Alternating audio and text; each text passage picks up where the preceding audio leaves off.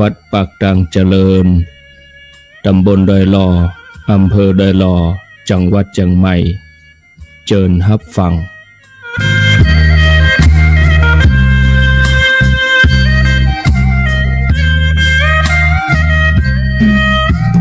พระแก้วเจ้าทั้งสามประการอันมีพระพุทธพระธรรมพระสงฆ์กุลพ่อกุลแม่กุลครูบาอาจารย์กุลศีลธรรมกรรมฐานจงมาปกห่มรักษาครูบาอาจารย์พระเจ้าพระสงฆ์ทุกรูปปกห่มรักษาป้อออกแม่ออกศรัทธาตั้นสาธุชนคนดีผู้สนใจใฝ่ในธรรมทุกท่านขอถวายความเคารพแสดงความนับถือพระมหาเถระพระเถรานุเถระเจ้าคณะพระสังฆาธิการครูบาอาจารย์เจ้าที่เปิดวิทยุฟังอยู่ที่วัดที่วาเวลานี้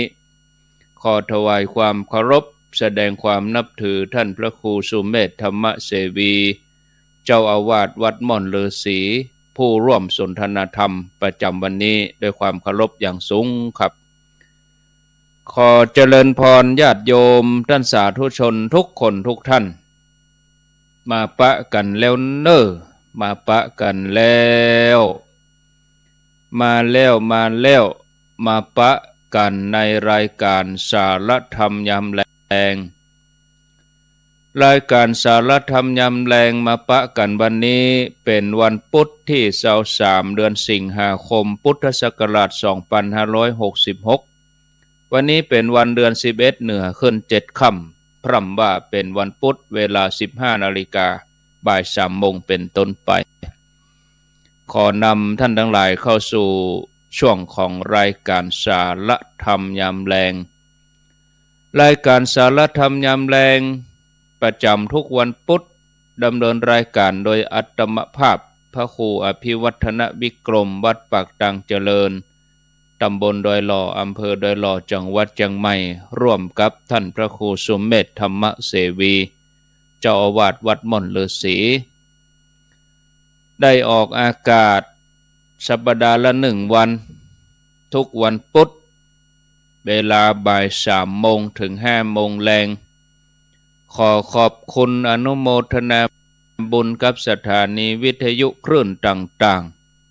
ที่เปิ่นได้รับสัญญาณนำรายการไปสู่ผู้ฟังต่างบ้านญาติโยมฟังต่างเมืองฝางฟังคลื่น FM 100.25 สถานีวิทยุคณะสงฆ์อำเภอฝางวัดพระบาทอุดมน้ำบ่อสาวาในเมตตาปรมีธรรมของหลวงพ่อพระครูสุจิตานุรักษ์หลวงพ่อเจ้าคณะอำเภอฝางญาติโยมฟังดังในเมืองเชียงใหม่ฟังได้ที่คลื่น 104.50 สถานีวิทยุพระพุทธศาสนาการศึกษาและวัฒนธรรมตั้งอยู่ที่วัดฝ่ายหินตำบลสุเทพอำเภอเมืองเชียงใหม่โดยท่านพระครูสมุวิสุวัตวรกิจโจเจ้าอาวาสวัดฝ่ายหินได้คือความเมตตารับสัญญาณอยู่3ช่วงเวลาแรกก็ตี 3 ถึง 6 โมงช่วงเวลาที่2ก็บ่าย 3 ถึง 5 โมงแล้วก็ช่วงเวลาที่3 2 ทุ่มถึง 4 ทุ่มญาติโยมฟังดังสันป่าตองแม่วางโดยหล่อป่าซางรับฟังได้ที่ 89.50 บ้านทุ่งเรดิโอโดยป่ออุดมแม่เทียมวันพุทธวงศ์รับสัญญาณ2ช่วงเวลาแรกก็ตี 5 ถึง 7 โมงช่วงเวลาที่2ก็บ่าย 3 ถึง 5 โมงแลงอนุโมทนาบุญตุยญาติโยมรับฟังตังวัดห้วยตองซัก 98.75 คลื่นธรรมะของชุมชนโดยท่านพระครูวาปีวรมนิตอันนี้ออกอากาศตลอดตั้งแต่เวลาตี 2 ครึ่งถึงเที่ยงคืนพัก2 ชั่วโมงพักเครื่อง2 ชั่วโมงสถานีเปิดตี 2 ครึ่งที่ 98.75 วัดห้วยตองซักวันนี้ต้องขออภัยตีห้วยตองซักตั้งแต่ตีสามมานี่ญาติโยมบ่ได้ยินมาได้ยินก็ปอเตี้ยงพอดีอินเทอร์เน็ตขัดข้องมีปัญหาตอนนี้แก้ไขเรียบร้อยญาติโยมฟังที่แม่แจ่ม FM 106.25 มนต์เสียงธรรมมนต์เสียงธรรมตั้งอยู่ที่วัดบุพารามตำบลช้างครึ่งอำเภอแม่แจ่มจังหวัดเชียงใหม่โดยหลวงพ่อพระครูมงคลวิสิทธิ์เจ้าคณะอำเภอแม่แจ่มขอกราบขอบพระคุณในเมตตาปรมีธรรมของหลวงพ่อเป็นอย่างสูงท่านพระปลัดอุทัยแล้วก็พระเจ้าหน้าที่ที่ดูแลสถานีท่านอุทัยด้วยญาติโยมฟังได้ที่แม่แจ่มนี่ก็ทุกช่วงรายการเลยตั้งแต่เวลาตีสามเป็นต้นไปก็ขออนุโมทนาญาติโยมตั้งลำปางหลายพื้นที่หลายอำเภอรับฟังที่วิทยาลัยสงฆ์นครลำปาง FM 106.50 FM 106.50 ตั้งอยู่ที่วัดบุญยวาสวิหารอำเภอเมืองลำปางอนุโมทนากับผู้อำนวยการสถานีดร.จิรศักดิ์ปันลำผู้อำนวยการวิทยาลัยสงฆ์นครลำปางอาจารย์ท่านพระมหานพดลสุวรรณเมธีเจ้าหน้าที่ฝ่ายเทคนิคฝ่ายรายการอาจารย์แอมกาน้องนัดกาก็ขออนุโมทนาญาติโยมทั้งหลายที่รับฟังกันสำหรับวิทยาลัยสงฆ์นครลำปาง FM 106.5 นั่นเพิ่นก็เพิ่มเวลาขยายเวลาในช่วงเจ้าปกติญาติโยมจะได้รับฟังเวลาตีห้าหลังจากที่เฮาได้ไปตานเตียนเมื่อวันที่13 สิงหาที่ผ่านมาเพิ่นก็เพิ่มเวลาให้แถม2 ชั่วโมงในช่วงเจ้าก็ญาติโยมติดตามรับฟังตั้งแต่ตีสามคนเฒ่าคนแก่ที่ลุกเจ้ากานอนบัดหลับกาอีน่ะก็รับฟังตั้งแต่ตีสามถึง7 โมงเนอะที่วิทยาลัยสงฆ์นครลำปางเริ่มตั้งแต่วันที่13 สิงหาคมมาแล้วก็ฟังกันมาได้เกือบ2 อาทิตย์แล้วเนาะหลายพื้นที่ญาติโยมที่ติดตามเข้ามาตั้งระบบ Facebook ออนไลน์ก็มีนักมีหลายขออนุญาตได้ตักได้อูสักหน่อยอนุโมทนากับโยมบุญยรัตน์พรหมมาแม่จิรพันธ์โมป้ออรวรรณบ้านดอนแม่ครูเพลินพิษทิพพึกแม่วิน้องเฮกเกอร์แม่ครูเกษณีชัยเทพแล้วก็มีอาจอพึ่งไตรรัตน์แม่เดือนเพ็ญทิมบางแม่เรนูชัยวงศ์อยู่บ้านร่องดอนใจสารปีแล้วก็มีอันนี้ชื่ออย่างจุนศรีนาศรีพายาสุจิตตาใจพรหมมาอนุโมทนาท่านพระอรุณชุติปัญโยวัดโสพนารามท่านอาจารย์อรุณแล้วก็วรพรปทุมมาสมพรเชื้อแก้วสุภัตรายศปันมีล้านนากองคำทองคำสันหนองเจริญไซคำจันหอมบัวจีจันยาฟองศักดิ์เนาะชัดเจนดีอนุโมทนายุพินหอมมาลาเกสรตาเป่งแม่ทาริณีนินกำแหงอยู่ป่าแดดเชียงใหม่ชัดเจนดีแม่การดาศรีเนตรฟังอยู่ที่เปิ้นว่าเสียงบะหมี่ใหญ่เสียงบะหมี่แม่ได้เปิดเสียงของแม่ก็ที่อื่นเปิ้นมีมดนะเดี๋ยวจะมาเช็คฮะเนาะจะมาเช็คของอาตมามีเนี่ยแม่กันดาเช็คของแม่กันดาทำไมเนอะปิดเสียงของตัวเก่าก็มันมีลำโพงอยู่นะที่ Facebook อ่ะแม่ไปกดใส่ลำโพงก็พอดีๆเนอะ ก็ต่อไปก็มีบารมีปู่คำอนุโมทนาอุ่นลุงปอยโดยสะเก็ดสุกัญญาแก้วสุยะแม่สรินทิพย์บุญเลิศชิดชบาก็อนุโมทนาหลายผู้หลายท่านคนลุ่มน้ำบางเจ๊แจ่มใสพรพิมลดีแท้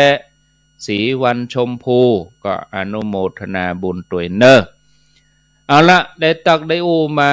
ก็พอสมควรแก่เวลานิมนต์ท่านพระครูสุเมธธรรมเสวีได้อู้ได้จากพบปะกับศรัทธาญาติโยมแล้วก็นำเข้าสู่สาระธรรมะขอถวายเวลาท่านพระครูไปจนถึงเวลา3:30ครับขอนิมนต์ครับขอนอบน้อมเอากุญแก้ว3ประการมาเป็นที่จังที่เปิ่งที่ระลึกกราบคารวะครูบาอาจารย์ทุกรูปที่ได้ชมได้ฟังทาง Facebook ทางไลฟ์สดโดยแล้วก็ที่บันทึกเทปไว้แล้วก็ที่ได้ฟังทางวิทยุตามสถานีต่างๆสวัสดีท่านอาจารย์ท่านพระครูอภิวัฒนวิกรมเจ้าของรายการสารธรรมยำแรงเจริญปอนคณะศรัทธาญาติโยมท่านผู้ชมท่านผู้ฟังทุกท่านเนาะรายการสารธรรมยำแรงช่วงตั้งแต่เวลาบ่าย 3 ถึง 5 โมงแรง2 ชั่วโมง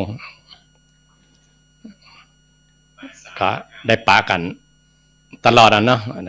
บางทีท่านอาจารย์ก็บอกว่าถ้าตัวเก่าบ่ได้อยู่ก็ให้ตนอื่นแทนกันไปแต่เวลาของรายการนี่ก็บ่ว่างตลอดก่อนเข้าภาษาหรือเข้าภาษาใหม่ๆก็มีกิจกรรมของคลื่นสีขาวไปหั่นไปนี่กันเป็นรายการสั่งสมบุญนั่นแหละท่านอาจารย์ก็เลยบอกว่าบ่ว่างกันเลยคือตนอื่นแทนไปก่อนก็พอดีถ้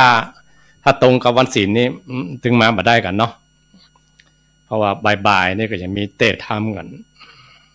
ศรัทธาก็คงจะบ่ว่างกันละไปอยู่วัดอยู่วาฟังธรรมภาคบ่ายกันในภาษาเนี่ยก็สั่งสมบุญกันได้เต็มที่อย่างสมัยพุทธกาลนั้นเวลาออกภาษาอย่าว่าตนอื่นแล้วนะพระองค์ก็เดินเตะสันทีเนาะภาษาในธรรมคือพระองค์จะไปโปรดสัตวโลกทั้งหลายสุขโตพระองค์ไปที่ไหนสุเนี่ยแปลว่าดีงามง่ายคติคโตเนี่ยบอกไปที่ไหนก็ดีหมดไปงามไปง่ายถึงที่สุดคือถ้าพูดตามภาษาปรมัตถ์ก็คือว่าองค์ปาคือคนไปนิพพานไปสวรรค์นิพพานพระองค์บ่จะอยู่วัดอย่างเดียวเนาะแต่ว่าพอเข้าภาษาพระองค์ก็ปิ๊กมาอยู่ตามวัดใหญ่ๆวัดเวรุวันของวัดชนมากก็อยู่ที่วัดพระเชตวันแล้วก็พระองค์ก็บอกให้ภิกษุเจ้าทั้งหลายตอนที่พระองค์จะไปโปรดพระเจ้าพิมพิสารกับชดิน3พี่น้องพระองค์บอกภิกษุเจ้าทั้งหลายรุ่นแรกๆว่าจงเที่ยวไปแต่นั้นเพิ่นบอกให้ตนพระอรหันตาเจ้าเนาะว่าคือไปโพธิสัตว์ทั้งหลายจะไปกันหลายตนนะคือไปตนเดียวเพราะภิกษุเจ้าทั้งหลายมันนักแต่มี60 ตนอยู่ตอนนั้นรุ่นแรกๆพระองค์ก็จะไปพระองค์จะไปกรุงราชคฤห์อันนั้นสำหรับพระองค์บอกให้ตนพระอรหันตาเจ้าทั้งหลายเนาะที่พระธรรมทูตทั้งหลายเอามาเป็น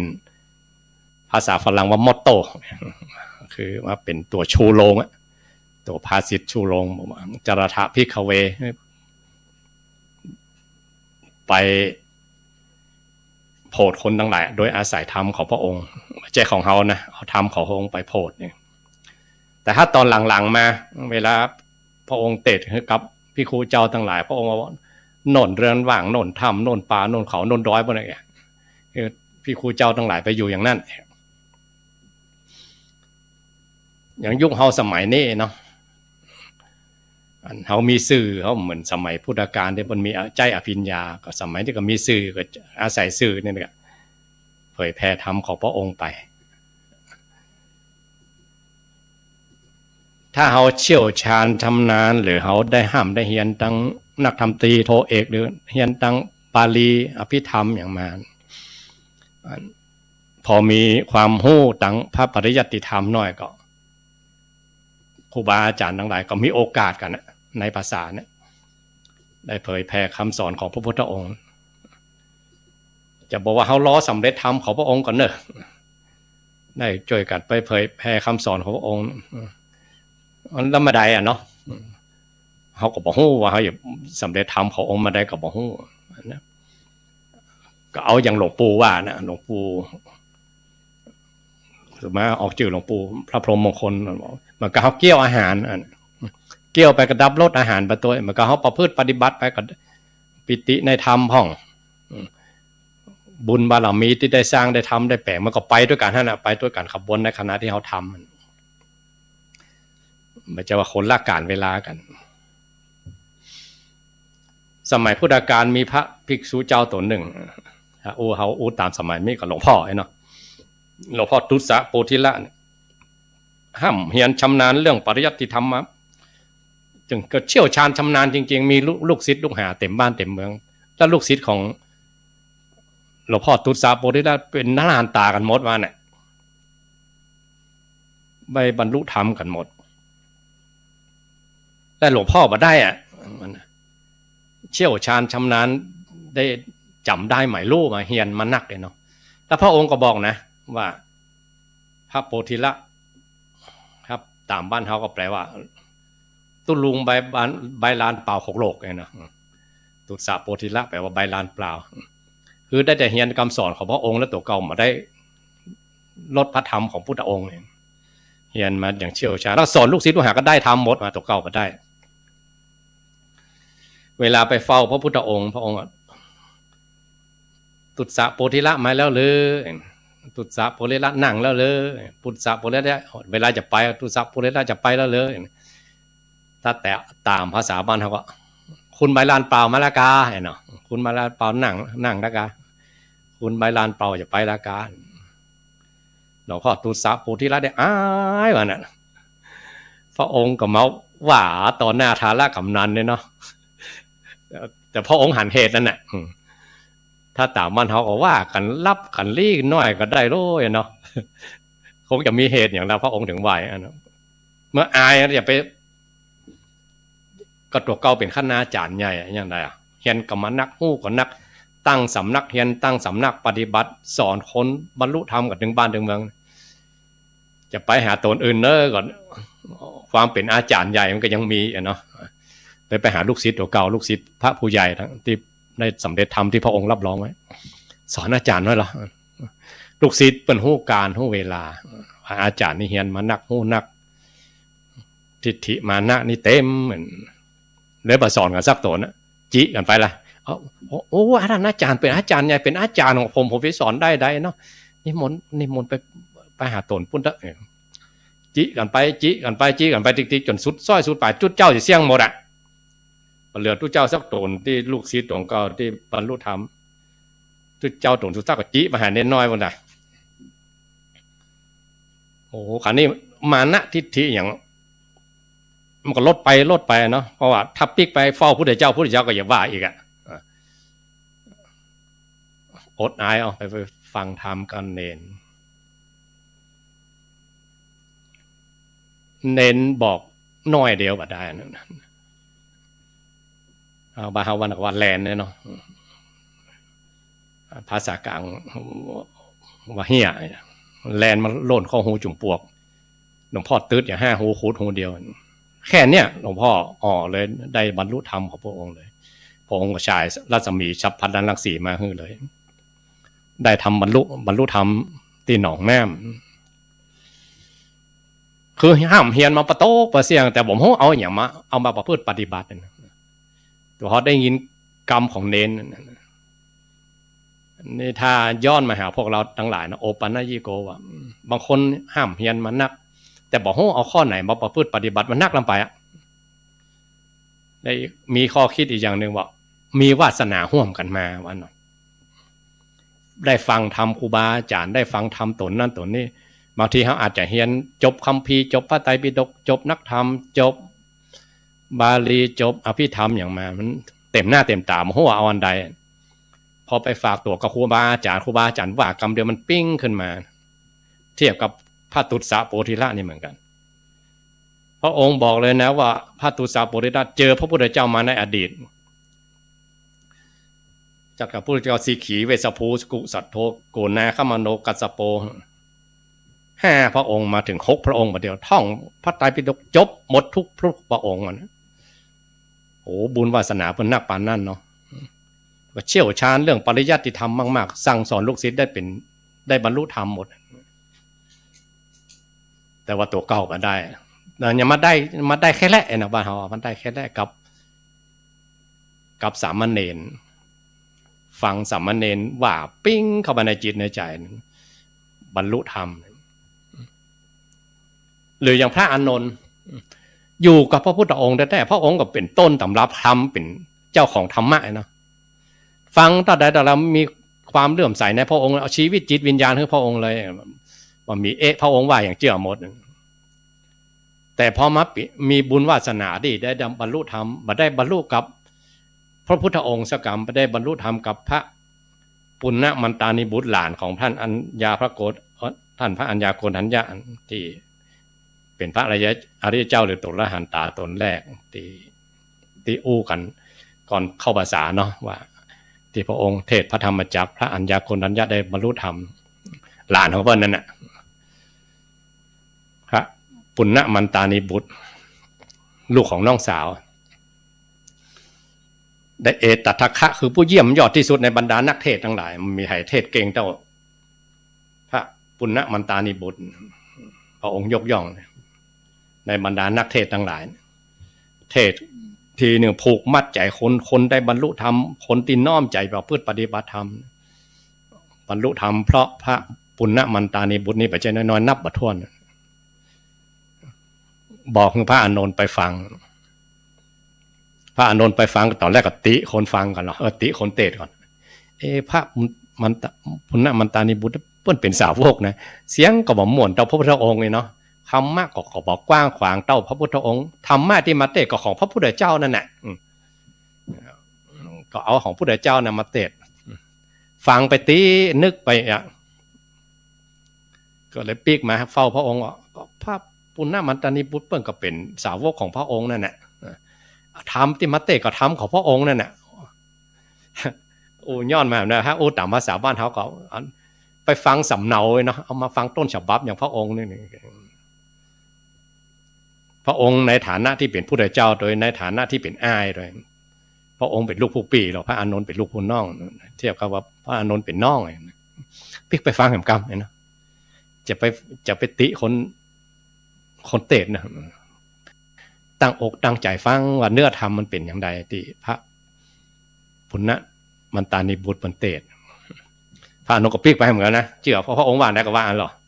คราวนี้ตั้งอกตั้งใจฟังแต่ละว่าพระปุณณมันตานิบุตรเอาธรรมของพระองค์มาเตศนั้น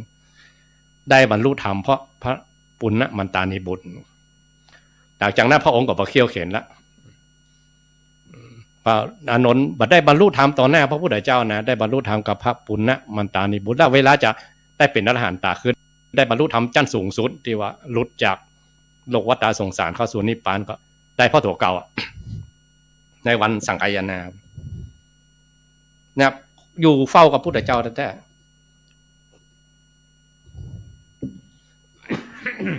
แล้วโอปันญญิโกเหมือนกันเนาะย่อมาหาพวกเราทั้งหลายบางทีเขาอาจจะอยู่กับครูบาอาจารย์ผู้รักผู้ใหญ่ที่เพิ่นสอนเก่งสอนลึกซึ้งหรือเขียนมานัก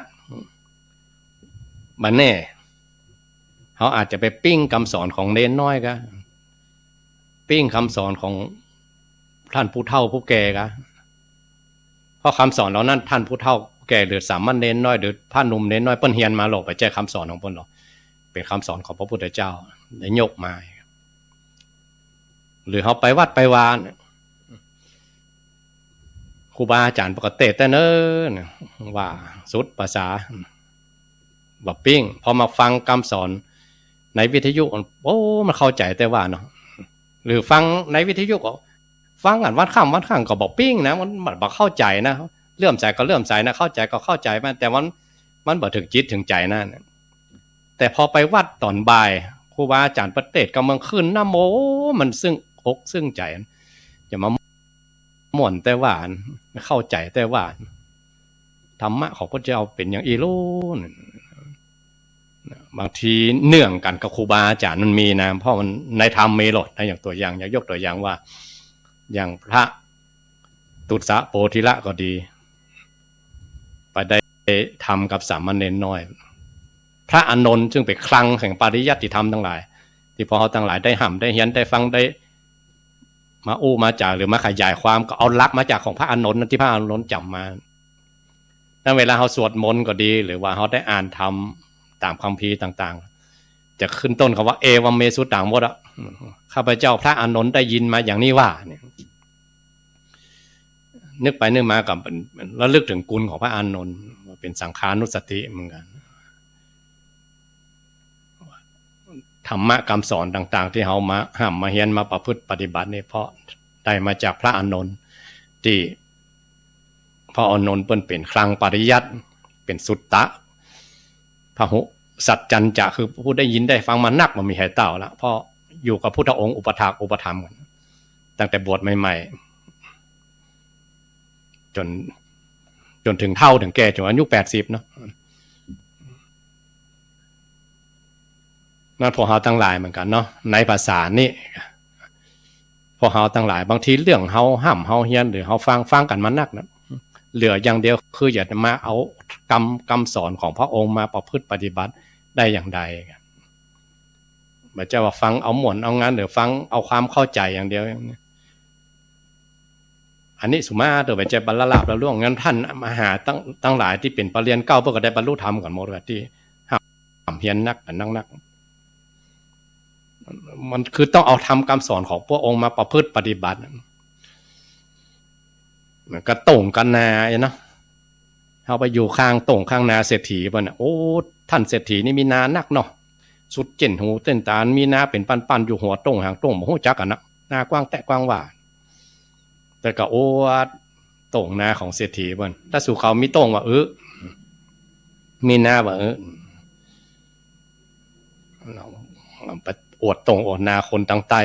ว่าเพิ่นมีตรงมีนาสูเจนของเจนตาแถวบ้านข้ามีนาน้อยเดียวไปเจนนักนาน้อยเดียวไปเจนนักแต่ตัวก็มีสักน้อยนะได้ก็อวดนาบ้านใต้บ้านเหนือหรือถ้าเทียบว่ามันก็ได้อวดครูบาอาจารย์ตนนี้เพิ่นประพฤติปฏิบัติดีปฏิบัติชอบอวดตนนั้นประพฤติปฏิบัติดีปฏิบัติถ้าตัวเก่าแล้วเนี่ยการระลึกถึงคุณครูบาอาจารย์การสรรเสริญคุณครูบาอาจารย์ว่าประพฤติดีปฏิบัติชอบนี่ก็ดีอยู่หรอกแต่ว่าให้ดียิ่งขึ้นไปนะต้องเอาคำสอนครูบาอาจารย์นำมาประพฤติปฏิบัติเหมือนเขาลงมือไถนาเองเนี่ยประพฤติปฏิบัติเองบางคนตั้งแต่เกิดมาการเดินจงกรมเป็นอย่างไรก็บ่ฮู้นั่งสมาธิอย่างไรก็บ่ฮู้จักเลย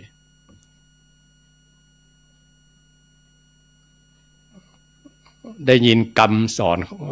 คำเทศน์นะไม่ใช่คำสอนคำเทศน์ของหลวงพ่อพระพรหมเสนาบดีซึ่งเป็นเจ้าคณะภาคคุมภาค7ทั้งภาคเหนือทั้งภาคหลวงพ่อบอกว่าแต่ก่อนเป็นเฮียนมาสูงเนาะเฮียนที่กรุงเทพแล้วไปเฮียนจบอินเดียมาอีกนำไปเป็นพระผู้หลักผู้ใหญ่ปกครองคณะสงฆ์ส่วนภาคเหนือเนี่ย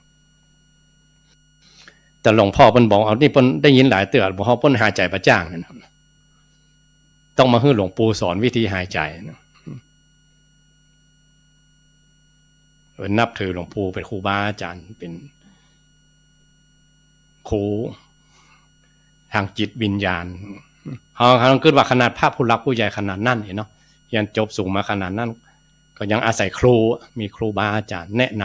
ำว่าเพิ่นหายใจประจ่างต้องให้หลวงปู่บอกวิธีว่าหายใจอย่างไร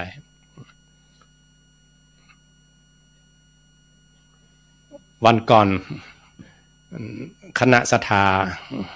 วัดม่วงมาเหนือนิมนต์ท่านผอ.ไปเทศน์แต่ว่าท่านผอ.ท่านพระครูอภิวัฒนวิกรมมีธุระ ไปตรงอื่นทางไกลก็เลยนิมนต์กับผมหรืออาตมานี่ไปแทนก็เลยยกตัวอย่างในปัญจกนิบาตเรื่องม้า5 จำพวกเนาะว่าคนที่จะประพฤติปฏิบัติธรรมของพระองค์ต่างบุญต่างบารมีต่างระดับจิตกันเนี่ยอุปมาเหมือนกับม้าประเภทที่1เทียมแอกเทียมเกวียนคนโบราณเพิ่นใจขนทรงใจอย่างใจเกวียนใจล่อเพิ่นอาจจะเอาบรรทุกม้าเดี๋ยวคนไหนครับไปเมืองขราชคฤห์ก็ไม่หันอยู่เอาม้าใส่รถลากบ้านเฮาถ้าไถนาใจควายของใจงัวของสับคนโบราณนั้นพระองค์อุปมาอย่างคนโบราณที่เขาหันได้ชัดเลยนะม้าประเภทที่1เนี่ยพอเทียมแอกเทียมเกวียนแล้วมันโห่เลยว่านายสารถีคือมันปาไปทางใดเลี้ยวซ้ายเลี้ยวขวาไปหน้าไปหลังหลักแล้วเดินมันโห่เพราะมันถูกฝึกมาอย่างดี ม้าประเภทที่2เทียมแอกเทียมเกวียนแล้วย่ำโห่เลยไปทางใดนายสารถีก็ไม่แซ่เยื้อขึ้นฟ้าบนม้ามันโดนครอบโดยเพิ่นจะมีอันตัวครอบตามม้าเพิ่นให้มันหันกระตั้งหน้า คือมันเสียสมาธิอีกคือมันพอตั้งหน้าอย่างเดียวพอตั้งปืนตั้งหน้ามันหันเงาไม่แซ่แดดมันฟาดลงมาหรอพอนายสารถีเยิงไม่แซ่โอ้ฮู้แล้วเนอะว่านายสารถีคือปลารถม้าลากไปนั่นประเภทที่3เทียมแอกเทียมเกินยังบ่ฮู้ไว้ไปทางใดแต่บ่ฮู้คิงเด้อหันเงาไม่แซ่ก็บ่ฮู้เด้อนายสารถีก็ไม่แซ่ฟาดใต้ฟาดเหนือเฟี้ยวเฝ้าฟาดลมอ้อเพิ่นอยากให้เฮาลากรถแล้วโน่นเนี่ยลากล้อแล้วลากไปประเภทที่4เทียมแอกเทียมเกวียนแล้วยังบ่ฮู้เด้อหันเงาไม่แซ่ก็บ่ฮู้เด้อไม่แซ่ฟาดใต้ฟาดเหนือเสียงดังเฟี้ยวก็บ่ฮู้เด้อนายสารถีไม่แซ่ฟาดคนละป๊าบเจ็บอ๋อเพิ่นรับเฮือปลาลากไปแล้วเนาะลากไปประเภทที่5เทียมแอกเทียมเกวียนยังบ่ฮู้เด้อหันเงาไม่แซ่ก็บ่ฮู้เด้อเสียงไม่แซ่ก็บ่ฮู้เด้อไม่แซ่ฟาดคนก็ยังลึงอยู่ว่าน่ะนายสารถีก็เอาปัดตักคือไม้ยาวๆแล้วไปเอาเล็กแหลมๆฝังไว้เตียนปลายเล็กแหลมๆอันนี้เรียกว่าปัดตักแตงที่โกนมันเลือดจนเลือดออกซิบๆน่ะลึงได้นะเคียนกันยังบ่ฮู้คิงด้วยกันแล้วก็ลากรถไปอุปมาว่าอันนี้พระองค์อุปมาเลยนะอันนี้อยู่ในพระสูตรเนาะในปัญจกนิบาตเหมือนกับบุคคลในโลกนี้มาคนฮู้คิงขึ้นมาคนเดียวอะดีแต่อ้อมปอกอย่างตุลุงทองว่าเนาะจะเห็นแมงจอนไผสอนมันเต้นตุลุงเพิ่นยังตั้งยกตัวอย่างสมมายกตัวอย่างท่านอัครสาวกของพระองค์พระสารีบุตรเพิ่นไปดูงานการละเล่นอบายมุขต่างๆเนี่ยดีสีตีเป่าอย่างมันเนี่ยเรื่องการละเล่นลื่นเริงบันเทิงอย่างนี้ฮู้คิงขึ้นมาคนเดียวเลยว่ามันต้องมีใครสอนว่าโอ้นั่นน่ะสมกับ1ของพระองค์เนาะมันต้องมีใครบอกใครสอนฮู้คิงโอ้อันนี้ของสาระของไร้ประโยชน์นี่ของเป่า6โลกออกบวชเลยออกบวชก่อนที่พระพุทธเจ้าจะตรัสรู้กันเป็นปริภาชกเนี่ยจนได้มาเจอพระอาจารย์ชิเนี่ยที่ระหว่างกรุงนาลันทากับกรุงราชคฤห์อันน่ะได้บรรลุธรรมไปเลยเพราะว่าฮู้คิงมันต้องมีใครบอกใครสอนแล้วก็มาประเภทที่1อันนั้นสำหรับคนที่สร้างบุญสร้างบารมีมานักเนาะประเภทที่1ประเภทที่2หันเงาไม่ใช่คือหันตัวอย่างถ้าเทียบโลกอ่ะเนาะเทียบโลกก็ยังเอาละอ่อนถ้าบ้านเฮานะถ้าบ้านเฮาทานคนดำบ้านใกล้เรื่องคำว่าหายโดนขอกกันไปเยี่ยมญาติเนี่ยวันเยี่ยมญาติเพิ่นมีหรอเดี๋ยวไปป้าละอ่อนไปพอเนาะไปพอแล้วกำซี่ขอคนละข้างพอพ่อแม่หรือญาติพี่น้องมาให้ซอกันนะก่อนอยู่ที่101อาจารย์เพิ่นเป็นนักเทศคนเพิ่นนิมนต์อาจารย์ไปเทศในขอกแล้วก็ตัวอาจารย์ไปพอมันคนขอกมันเหมือนใจว่าคนอ่อนแอคนบึกบึนคนแข็งแรงแต่พอสายตาไปใจเขาหู้ใจไปนะพอสายตาลึกๆมันเศร้าหมองคนอยู่ในขอกตามันว่าเวมันอยากจะออกเลยเนาะแต่โดนขวางขอกด้วยสาเหตุได้ก่อนเพราะว่าอันนี้ปลาละอ่อนไปกำซี่ขอกคนละภาคคือพอ ญาติวันเยี่ยมญาติเอาเป็นให้สอนนี่นะยกตัวอย่างให้โลกนี่หันตัวอย่างเนาะหรือวันเป็นฮับปริญญาบันใต้บันเหนือเป็นฮับปริญญาจีเอามันละอ่อนมันลวกอยู่แล้วแต่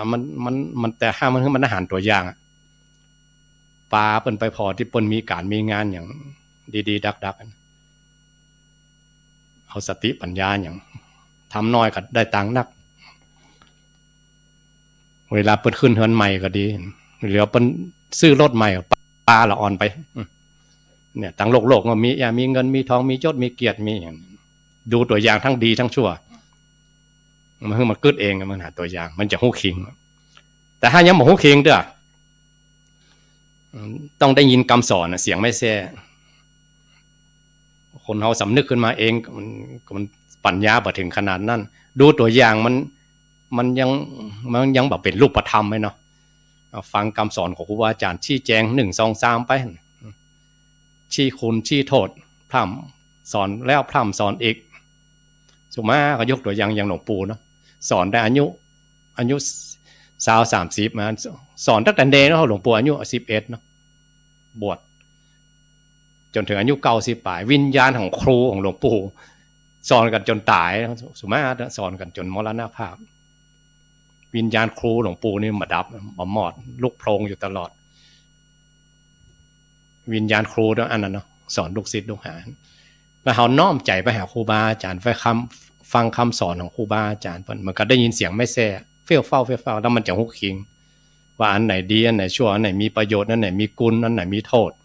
อันไหนเป็นสิ่งที่สั่งสมบารมีเป็นปาเถยยังไปด้านหน้าอันไหนเป็นสิ่งลดสิ่งพ้นได้ยินคำสอนก็ยังบอกหุกคิงแต่เนี่ยโดนไม่แซ่มันก็หันญาติป่วยหันญาติไปสบายหรือหันญาติตัวเก่าเกิดการพัดพลากอย่างใดอย่างหนึ่งที่ความโศกเศร้าเสียใจมันมา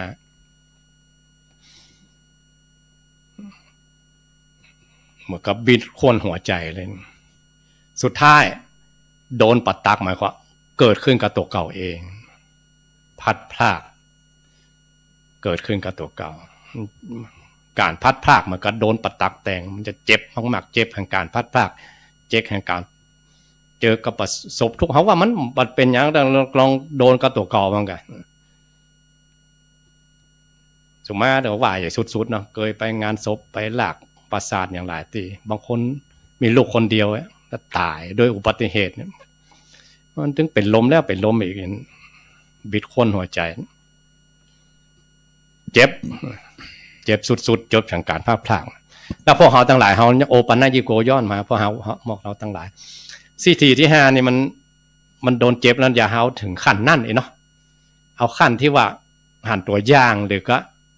ได้ยินคำสอนของครูบาอาจารย์นี่ก็เยี่ยมยอดแล้วประเภทที่1ยังยกไปที่ฮุกคิงขึ้นมาเองเนี่ยมันมีน้อยสำหรับอย่างที่ยกตัวอย่างว่าอย่างตนละหันตาเจ้าทั้งหลายในสมัยพุทธกาลนั่นเป็นฮุกคิงเองเพราะว่าสร้างสมบุญมันนะอย่างพวกเขาทั้งหลายได้หันตัวอย่างบ้านใต้บ้านเหนือก็ดีหรือได้ยินครูบาอาจารย์พร่ำสอนทางวิทยุนี่ก็ดีเช้าสายบ่ายเย็นท่านอาจารย์ว่าเปิดตั้งแต่ตี 3มายันเที่ยงคืนหมดแล้วแต่เขาจะปิ้งแต่เขาจะให้แล้วแต่เขาจะมีโอกาสหรือแล้วแต่เขาจะเลือกอันใดทำเมืองกันปาฐกถากันอ่านธรรมกันสนทนาธรรมกันทำเมืองกันทำไทยกันเทพกันมันมีสปะอยู่หันหมดจะเลือกเขาละครูบาอาจารย์หลากหลายถ้าถึงขนาดนี้ยมโหคิงโอ้ศรัทธาทั้งหลายในภาษานี้เขาจะเป็นคนเป่าโคกโลกเนอะบัดได้สั่งสมอย่างกระตุกเก่าสร้างน้อยเนาะอันนั้นสั่งสมกันในภาษาคือเต็มตีโอ้เปิดเมินไปอาจารย์อันว่าโอ้เลยไปเวลาไปหลายได้อยู่ครับสบายมากสบายแต่อีกกันเนาะเวลามีเปิดเลยครับสาธุก็ได้ฟังท่านพระครูสุเมธธรรมเสวีได้ได้จ๋ากับศรัทธาญาติโยมก็ถือว่าชดเชยวันที่บ่ได้มาเข้ารายการ พอหลังจากที่เข้าพรรษามาแล้วนี่ก็โอ้มีกับภารกิจการงานกิจกรรมพ่องอันนั้นอันนี้มันตรงกันโดยเฉพาะถ้าเป็นวันศีลเนี่ยญาติโยมพระสงฆ์นี่จะปลีกเวลาไปที่ไหนก็ยากลำบากช่วงเวลาติดจัดรายการกับจับกับเวลาที่จะต้องเต็ดน้ำเต็ดธรรมก็ต้องอยู่กับศรัทธาตัวเก่าเนาะก็วันที่9กับวันที่16นั่นก็ตรงกับวันศีลพอดีมาได้มาเข้ารายการนับตั้งแต่ก่อนเข้าพรรษาแล้วก็รายการสนทนาธรรมประจำวันพุธ2 รูป 2 ตนนี่ได้มาเข้ารายการก่อนเข้าพรรษาวันหลังจากเข้าพรรษาแล้วก็หายเลย หายไปเลยต่อมาบัดได้เข้ารายการตุลุงยองแตนพ่องเน้นลักแตนพ่องท่านสมชาติแตนพ่องนะแล้วต่อมาเข้ารายการตนเดียวพ่องอีกก็มีแล้วก็มาดูมาพอปฏิทินนี่ก็ตั้งนี้ไปก็บ่มีละญาติโยมที่จะตรงกับวันพุธนะวันศีลที่จะมาตรงกับวันพุธนี่บ่มีละก็ถือว่าโชคดีถ้าบ่มีภารกิจอย่างอื่นเข้ามาแทรกก็จะได้ฟังกันตลอดพรรษาก่อนนั่นก็นิมนต์พระเปิ้นมาเทศน์ธรรมสลับตนในชั่วโมงกับรายการปกตินี่สบายแต่มันอิดอาตมา อิดอาตมาคือเขาต้องคุมตลอดเลยคุมทุกวันถ้าว่านิมนต์พระจันทร์ถึงศุกร์อีเนาะบ่าย 3 ถึง 5 โมงบ่าย 3 ถึง 4 โมงก็ตน4 โมงถึง 5 โมงตนวันการมาแถม2 ตนวันพุธแถม2 ตนวันพัดแถม2 ตนเนี่ยอาตมาจะไปได้อยู่ทุกวันถ้าวันใดไม่ได้อยู่กับได้ครูบาอาจารย์ประกอบได้เข้ารายการเพราะว่าใจระบบออนไลน์เพราะว่าแต่ละตนแต่ละรูปเปิ้นก็นั่งจัดอยู่ที่วัดปุ้นอีกคนอื่นก็บ่เข้าใจอย่างเต็มที่นะผิดพลาดไปมันก็จะลำบากก็ญาติโยมก็ฟังแต่ละตนแต่ละองค์เนาะมีโอกาสก็ฟังเทศน์ธรรมเมืองก็มีเมื่อเจ้าส่วนเมื่อบ่ายอย่างอีกก็เวลาสนทนาธรรมก็จะมีวันพุธถ้าญาติโยมเมื่อค่ำเมื่อคืนจะติดตามก็มีวันติดท่านพระครูสถิตสารคุณท่านพระครูกัลยาณประโมทแล้วก็ท่านพระอาจารย์วรรณชัยอันนั้นเปิ้นมาทุกวันอาทิตย์เวลา20 ทุ่มก็น่าหันใจเหมือนกันนะญาติโยมครูบาอาจารย์เรื่องการเดินทางเปิ้นสละเวลามาติดในเหี่ยววันก็ถือว่าดีที่สุดอะแต่ญาติโยมเขานี่ญาติโยมเขาอยู่ที่เก่าหรอ เพราะว่าวิทยุก็อยู่กับญาติโยมของท่านเพียงแค่เปิดกระปิดนั่งฟังนอนฟังอย่างสะดวกสบายแต่ครูบาอาจารย์นี่กลัวที่จะมานั่งจัดรายการได้นี่มันเกี่ยวข้องกับหลายอย่างบริหารเวลาบริหารคนบริหารรถอย่าง มันหลายอย่างดังนั้นเมื่อครูบาอาจารย์พระเจ้าประสงค์เปิ่นมาจัดรายการญาติโยมฟังก็รู้สึกว่ามีกำลังใจถ้าญาติโยมติดตามมาฟังอย่างน้อยก็มีเสียงโทรศัพท์เข้ามาโอ้จ้าทักทายบอกกล่าวหรือบางอันก็โทรไปแต่ละสถานีในรายการปกติเพราะว่ารายการที่เขาออกอากาศนี้เป็นการถ่ายทอดเป็นการออนไลน์บางสถานีเปิ้นฮับไปเปิ้นก็จะได้ประเมินดูว่า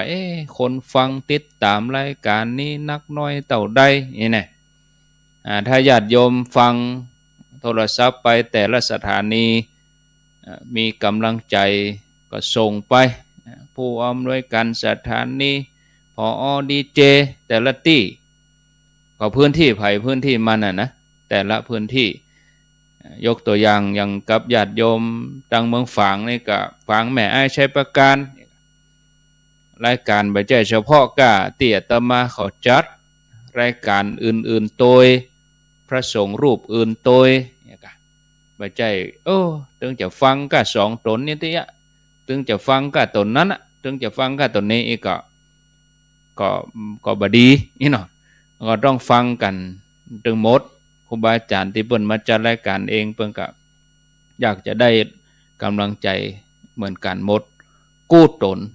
แต่ละสถานีก็อยากจะมีคนฟังอย่างสมบูรณ์อย่างทั่วทุกพื้นที่ทุกสถานีนี่นะเนาะเอาละพอเวลาแล้วก็ประเด็นนี้3:50ครั้งแถม10นาทีก็จะสนทนากันไปเรื่อยๆจนถึงปะ4 โมงครึ่งเขาก็จะได้เปิดสายคือกับญาติโยมทั้งหลายได้โทรศัพท์เข้ามาอันนั้นญาติโยมที่จะโทรเข้ามาก็กรุณาได้เขียนเบอร์โทรไว้ช่องที่ที่จาก็บ่โทรเตื้อถ้าว่าบอกเบอร์โทรมาใดญาติโยมก็ก้อยโทรมาเมื่ออันช่วงเวลาที่มีอยู่นี่ก็จะมาสนทนากับท่านพระครูสุเมธธรรมเสวีจะได้กันถึงเรื่องในตลอดพรรษาประเด็นนี้มาได้อยู่3 ศีลวันนี้8 ค่ำศีลหน้าเดือนเพ็ญ11เพ็ญก็โหโวยเหมือนกันญาติโยมทั้งหลายจะได้เดือนแล้วนะเข้าพรรษานี่ไปยะยังกันพ้อง ตามที่ได้อิมังสัจจะวาจังเนี่ย ข้าพเจ้าจะบ่ขาดสักศีลก็มีแนวปฏิบัติจะได้บางคนก็ทำได้อย่างสม่ำเสมอก็เป็นที่น่าอนุโมทนาในฐานะที่ญาติโยมเขาเป็นอุบาสกอุบาสิกาก็อุบาสกอุบาสิกานี่ในความหมายเปิ้นว่าก็คือเจ้าบ้านเฮาทั่วไปน่ะนะเป็นฆราวาสเป็นฆรหัสถ์นี่ห้องว่าอุบาสกอุบาสิกาถ้าเป็นพระเปิ้นก็ห้องบรรพชิตเป็นนักบวชแล้วเปิ้นก็คือว่าคนที่บำเพ็ญบุญบำเพ็ญกุศลไปวัดไปว่าถือศีลฟังธรรมอุปถัมภ์วัดนี่ก็ช่วยเหลือกิจการของวัดเป็นประจำนี่คืออุบาสกอุบาสิกาหน้าที่ของเฮาไม่ใช่ว่าเป็นแน่ก็ฟังธรรมก็ไม่ใช่คือเฮาไปช่วยกิจกรรมอย่างอื่นที่เฮาบ่จะทำได้ช่วงเวลาที่ว่างก็กวาดวัดเพียววัดปฏิบัติก่อนจะนอนก่อนจะพักผ่อนรอเปิ้นเทศน์ธรรมก็นั่งสวดมนต์กะยังกะอันนี้หน้าที่ของเฮาแล้วก็ความหมายที่ว่าอุบาสกอุบาสิกานี่ถ้าเป็นตั้งจีนนี่นะจีนนี่เป็นว่าประสกเฮาเคยได้ยินเฮาเคยได้พอหนังจีนว่าดูประสกเนี่ย เวลาหลวงจีนเนี่ยเปิ้นกับคนบ้านน่ะประสกมาเอาอะไร ประสกนี่คือตัวเนี่ยประสกคืออุบาสกเนี่ยอุบาสกคือปล่อยใจอุบาสิกาคือแม่หญิงถ้าเป็นความหมายก็ตามที่ท่านเจ้าคุณวัดราชโอสารามบัดนี้เปิ้นได้ขึ้นเป็นรองสมเด็จแล้วนะก็เปิ้นให้ความหมายว่าอย่างนี้ว่าอุบาสกอุบาสิกานี่แปลว่าผู้นั่งใกล้พระรัตนตรัยหรือว่าผู้ใกล้ชิดพระพุทธศาสนาอันนี้เฮาก็จะมามาสนทนากันกับท่านพระครูสุเมธธรรมเสวีท่านพระครูพอจะมีแนวคิดจะได้พอจะเป็นที่เตือนจิตเตือนใจศรัทธาญาติโยมในห่วงเวลาพรรษานี้2566นี้เข้ามาอยู่3 ศีลขอนิมนต์เลยครับนิมนต์ครับในภาษานี้ลักอย่างต่างๆเขาก็พอเข้าใจมีแต่เพียรจะเอาอย่างเดียวนะเนาะเพียรประพฤติปฏิบัติเนี่ยนะครับถ้าตามภาษาธรรมมันเรียกว่าประธาน4อันที่1นี่ก็ปหานประธานครับปหานประธานคือบาปกรรมมันใดที่โดเก่าเกิดได้ทำมาได้เนาะสิ่งที่บดีบดนะลากนะนิสัยบดีตามภาษากลางว่าหยาบๆแล้วเนาะนิสัยเหี้ยๆเองอะเหี้ยบ้านเฮามันเหี้ยเบ้อเลยนะแต่ภาษากลางมันจะอันเหี้ยก็คือแลนนั่นน่ะครับคือนิสัยบดีอ่ะ หรือบางคนผิดศีล 5ก็มั่วอบายมุกกะอย่างมันเนี่ยครับที่เกณฑ์ที่เพิ่นตั้งโลกเพิ่นว่ามันบ่ดีนะเอาละว่าละอันที่1ละครับละความชั่วอันที่2อันชั่วอันไหนที่มันบ่เกิดอ่ะสั่งว่ารับประทานคือจะไปให้มันเกิดครับว่าอันก็พยายามชนะใจตัวเก่าแหละเอายกตัวอย่างง่ายๆอย่างท่านอาจารย์พยอมว่าเนาะบุหรี่นั่นมันไม่ใช่เลิกยากหรอกอ้าปากมันถึงหยาดละอ่ะเหล้านี่มันไม่ใช่เลิกยากหรอกครับงับปากมันเหล้าปากเข้าปากบ่ได้อ่ะแต่มันยากเพราะอย่างเพราะใจเฮามันมียางเหนียวมันอะไรนอกครับถ้าพระอริยเจ้าทั้งหลายถ้าในบทนิโรธบอกว่าอนาลโยชน์เพิ่นมีความอะไรใจคล้องอย่างหรอไปทางหน้าเวิร์กๆอันนั้นถึงกับโลกวัฏฏะสงสารลมนะแต่พวกเขาทั้งหลายเอาข้อเนี้ยข้อหยาบๆเนี่ยก่อนเรื่องอบายมุขกะเรื่องผิดศีล 5กันเนี่ยอันไหนที่มาเกิดแล้วก็หึละอันไหนที่บ่เกิดแล้วก็พยายามสำรวมระวังสังวรประทานครับอันที่3คุณงามความดีอันไหนที่มันบ่เกิดอ่ะก่อนภาษาเนี่ยมันอาจจะน้อยไปหน่อยเนี่ยอันในภาษานี่ให้เพิ่มขึ้นนะเพิ่มกุศลกรรมอันใดไปฟังธรรมกะรักษาศีล 5กะหรือ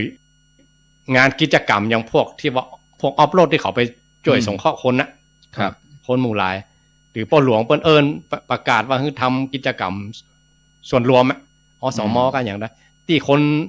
หมู่หลายได้ประโยชน์เนาะครับอันนี้คือชื่อว่าทำคุณงามความดีอันไหนที่บ่เคยได้ทำมาก่อนเนี่ยบางคนถึงมันมีใจจะทำหรอนึกกำก้มหน้าก้มตาก็ไอ้ครอบครัวตัวเก้าอันนั้นนึกถึงก็ครอบก็ควรแจ้งมากับปัญญาการเข้ามาถึงอยู่บ้านอยู่จองจนมีเจ้าบ้านเขามาเล่าฟังนะบอกมีบักเขือเจ้าพญาบักเขืออย่างบักเขือไล่ญาติเลยว่าเนาะปลูกบักเขือฉันนี่ไล่ญาติเลยนะใครจะเป็นจะตายได้ไหนมันละมาได้อ่ะเจอเน่าแล้วนะมันหรือมันใหญ่เกินกำหนดหรือมันบ่ได้ขนาดตามที่อันพอกล้าไม่กล้าไปซื้อเนาะครับต้องทิ้งไปเลยอ่ะวันนั้นต้องอ้อมไปเหลือเลี้ยงลูกน้อยก่อนว่าอันน่ะครับนี่เจ้าบ้านเพิ่นเล่าฟังน่ะอันนั้นก็มีโอกาสที่สั่งสมบุญสั่งสมบารมีก็ตัวเก่าแหละครับถ้าคนไหนได้ยังบ่เคยประพฤติปฏิบัติธรรมถ้ามาประพฤติปฏิบัติธรรมแล้วหมู่บุญบารมีหมู่เนี่ยหมู่สั่งสมหมู่ที่สร้างหมู่เนี่ยมันจะเป็นกำลังหนุนเลยนะกำลังหนุนให้ประพฤติปฏิบัติธรรมอย่างได้ง่ายครับประพฤติก็ง่ายก็สะดวกตามภาษาธรรมอย่างที่เขาสวดสหัสนัยเนาะขิปปะพิญญาสุขาปฏิปทาขิปปะพิญญาปฏิบัติก็ง่ายเวทนาอย่างก็บ่กวนนักประพฤติปฏิบัติธรรมอย่างมารก็บ่นักมารมากวนเรื่องสังขารละมารก็กิเลสมารอย่างมันมากวนเนี่ยราบลื่นเนาะแล้วปฏิบัติก็ราบลื่นก็ฮู้ธรรมของพระองค์ก็ฮู้ได้โวยครับเพราะว่าบุญบารมีที่สั่งสมนี่มันเป็นกองกำลังหนุนหมดเนาะถึงมาหายอย่างพระพุทธเจ้าสร้างบุญสร้างบารมีจ้าแรกนะที่อธิษฐานเป็นพุทธเจ้าจะได้ปลาแม่ขึ้นเหือไปโดยเปิ้นไปกล้าขายเนาะเหือไปลมอุ้มแม่ข้ามน้ำอธิษฐานได้ขอเป็นพระพุทธเจ้าบุญที่ช่วยแม่ข้างนั้นน่ะตอนพระองค์มานั่งใต้ต้นโพบุญตัวนั้นมันหนุนเขาเนาะที่พระองค์พุทธวาจาพุทธดำริในใจครั้งแรกนี่เนาะว่าเขาได้เป็นพุทธเจ้ามาหายวะเนาะสาวส่งไข่แซนมหากรรมนะก็ยังมาหนุนอยู่มาหายอ่ะครับแล้วนับภาษาอย่างเขาทำแต่วันซื้อทำปีแล้วทำ10มาหายมันมีอยู่หั่นมันมาหายบุญนี่มาหายมันมาหนุนครับหนุนจนปนโลกวัฏสงสารไม่ได้หมดกันมานั่นเองและข้อที่4เนี่ยสำคัญมากๆคือทำแล้วจะไปละครับบางคนละทำละเลิกสม่ำเสมอสม่ำเสมอเป็นไฟไม่เฟืองแบบจะวุ้งว่าเวลาสัทธาโอ้ดิดปื้นๆบ้านติดละเพราะอย่างติดละเพราะอย่างมันบางทีมันหมดใจเนาะมันมีมันหมดใจไปเจออุปสรรคไปเจอสำแม่งใจมันแล้วยากละมันยากละอ่ะคนว่าเฮ้อน้อยคนตำหนิน้อยเจอหันเจอนี่ที่จริงมันนั้นเป็นตัวทดสอบจิตใจของเฮาครับเอาอันเนี้ยเอาประธาน4มาเป็นที่ตั้งจะไปละจะไปเลิกมันอยู่หั่นน่ะบ่เกิดสภาพว่าอย่างสักอย่างก็สู้ซี่ทำไปเอกอ่ะ สมัยพุทธกาลมีนางภิกษุณีคนหนึ่งปฏิบัติทำบวชมาตั้งแต่บวชมานะครับว่า27ภาษาคำว่าปิติในธรรมน้อยนึงก็บ่มีนะแต่เปิ้นบ่เลิกนะสู้สิทำอยู่หั่นน่ะไอ้กะทำบ่เลิกตั้งแต่ไปเฝ้าพระองค์ระบายให้พระองค์ฟังกันเนาะข้าพเจ้าประพฤติธรรมของพระองค์ประพฤติธรรมด้วยน้ำตาเลยว่าอันน่ะเพราะมันบ่เกิดจากจิตจากใจขึ้นมามันเหมือนก็เอามั่มใจเอาอ่ะพ่อนทุกพ่อนต่ำเอาเองอ่ะครับกับเพิ่งก็มีใจที่อย่าทำนะปิติหน่อยนึงก็บ่ได้กินเนี่ยพระองค์ถึงก็บอกว่าน้ำตาของเธอเนี่ยตกในจานนี้จานเดียวนั่นน่ะต่อไปก็บ่มีน้ำตาของเธออย่าได้ตอนนั้นนะต่อไปในอนาคตก็บ่มีอีกแล้วแกรู้นี่ประพฤติทำด้วยน้ำตาในขนาดไหนว่าอย่างยากขนาดไหนเนาะโดนกิเลสสมานโดนอย่างสปะมาลบมากวนมันถึงที่ปิติในธรรมของพระองค์น้อยหนึ่งก็บ่มีถึง27ภาษาเนาะพอคนบวชเมื่อลุ้นกับปนไปกับคน2คนตัวเก่ากับบ่ก้าวหน้าน้อยใจจบมันไปให้สอบผู้เดชเจ้าขนาดนั้นเลยนะเอาเป็นยังก็เสี่ยงจัดนี่ไงเนาะมันน้ำตาตกจัดนี่หมดจัดนี่อ่ะก็นั่งถึงอย่าใจก็ถึงอย่ามีกำลังใจขึ้นมาอันนี้พอเฮาทั้งหลายอันที่บางคนที่ทำแล้วบ่ทำมาตลอดเลยเนาะทำแบบไฟไม่เฟืองก็เพราะว่าไปเจออุปสรรคไปเจออย่างความทุกข์ความแล้วก็ละอ่ะเนี่ยตัวนี้สำคัญมากๆตัวที่4เนี่ยตัวที่แปลงตัวที่สร้างตัวที่ทำนี่ยังไม่ยากนะครับยังที่เขาว่าอย่างนักมวยนักกีฬาอย่างเนี้ยกะฮักได้แชมป์นี่ยังไม่ยากต้องรักษาแชมป์มาอันน่ะครองแชมป์ไว้แชมป์นี่ก็ยากแล้วนะยากสุดๆกว่าได้แชมป์นั่นน่ะรักษาไว้ป้องกันแชมป์ไว้นี่นะจำยากตัวเก่าครับจะเลิกจะลากันมาบรรลุธรรมของพระองค์รู้แจ้งเห็นจริงมาได้ก็นั้นน่ะวันเลิกได้วางใจได้ครับแต่ถ้าเฮาตัวว่าเฮายังบ่เต็มได้เองอ่ะบุญในกุศลใดในภาษาเนี่ยเอาเนี่ยเอาประธาน4เนี่ยในภาษาเนี่ยบาปอันใดที่ตัวเก่าเคยทำมาแล้วให้เลิกให้เสี่ยงเองอันนี้อันบาปอันใดที่บ่เกิดก็จะไปให้เกิดคุณงามความดีอันไหนที่มันเกิดขึ้นมาที่บ่เกิดก็ทำให้เกิดขึ้นมาครับแปลงขึ้นมาทำขึ้นมามันไม่ใช่ลูกฟูกนะในศาสนาพระองค์เลยนะมีเนาะมีมันต้องสร้างเหตุต้องทำเองสร้างเองทำเองพระองค์เป็นตัวโต้โพขึ้นมาพระองค์ก็ช่วยมาได้วันเนี่ยครับพระองค์เป็นผู้ชี้ทางหรอกมาตั้งนี้อ่ะเป็นผู้จี้ผู้บอกเพิ่มมาได้มีพราหมณ์คนหนึ่งไปเฝ้าพระองค์เนี่ยครับขอพระองค์แสดงธรรมให้ฟังอันชื่อคณกะโมคคัลลานะเพิ่นเป็นนักคำนวณเป็นวิศวกรเนี่ยเนาะครับเพิ่นบอกว่าเวลาไปสร้างบ้านเนี่ยนะอันจะต้องคำนวณตั้งแต่ฐานรากขึ้นไปมีนับ1 2 3หมด1หมด2หมด3กว่าจะเป็นบ้านเป็นจองต้องเป็นระเบียบเรียบร้อยเป็นแบบเป็นแปลนขึ้นมาถ้าธรรมะของพระองค์มีก็ที่เป็นแบบเป็นแปลนพระองค์ก็บอกธรรมะเป็นหมด1หมด2อย่างว่าไปพอจบโอ้ธรรมะของพระองค์แจ่มแจ้งแต่เนาะธรรมะของพระองค์แจ่มแจ้งแต่เนาะเปิดของที่ปิดของที่ความก็ง่ายขึ้นมาอันบอกหนทางแก่คนหลงทางเองอะธรรมะของพระองค์เลิศปันเนี่ยมีคนตวยพระองค์ไปนักว่าพระองค์วันน้อยเดียวเนี่ยฮะอุต่างภาษาบ้านเฮาเนาะที่จริงน้อยเดียวของพระองค์คือนับบัดทวนนะแต่สัตว์โลกที่ยังคงข้างอยู่ในโลกวัฏสงสารนักเทียบบ่ได้วันไปกับพระองค์น้อยเดียวนั้นโคตรดีปันนี่ธรรมะขององค์ดีปันนี่นะคนอย่างไปตวยพระองค์น้อยเดียวอีกครับพระองค์เราจะอุปมาให้ฟังมันนะครับนั่นได้เปิดสนทนากันที่กรุงสาวัตถีพุ่นหรอกเชิงเขาหิมาลัยแต่เมืองที่เจริญสุดๆในสมัยคือเมืองราชคฤห์ครับเมืองราชคฤห์นี่กรุงอังคะแคว้นจำปามื้อนี้นะแคว้นอังคะกรุงจำปาที่ถ้าเดี๋ยวนี้กรุงโกกาตาเนี่ยกะที่ฝั่งตะวันออกเนี่ยจะมีกองเรือเดินทะเลมีเมืองท่าติดต่อกับต่างประเทศเนี่ย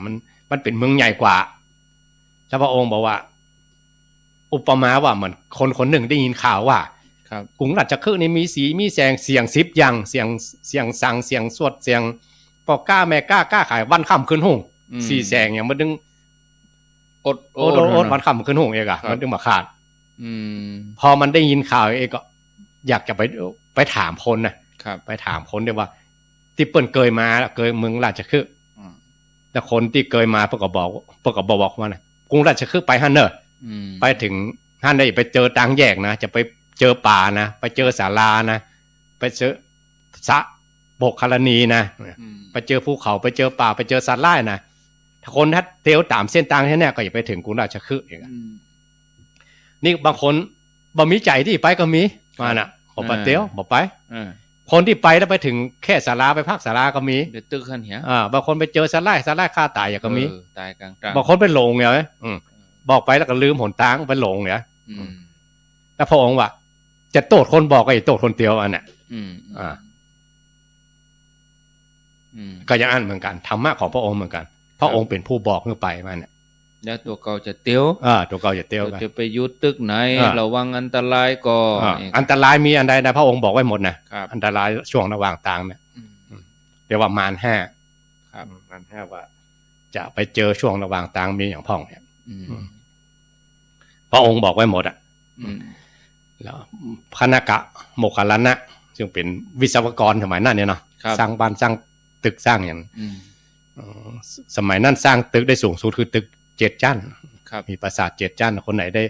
สร้างปราสาท7 ชั้นนี่ถือว่าสูงสุดละตึกของพระเจ้าอยู่หัวก็เหมาะอันนะแล้วไปถึงก็ครับ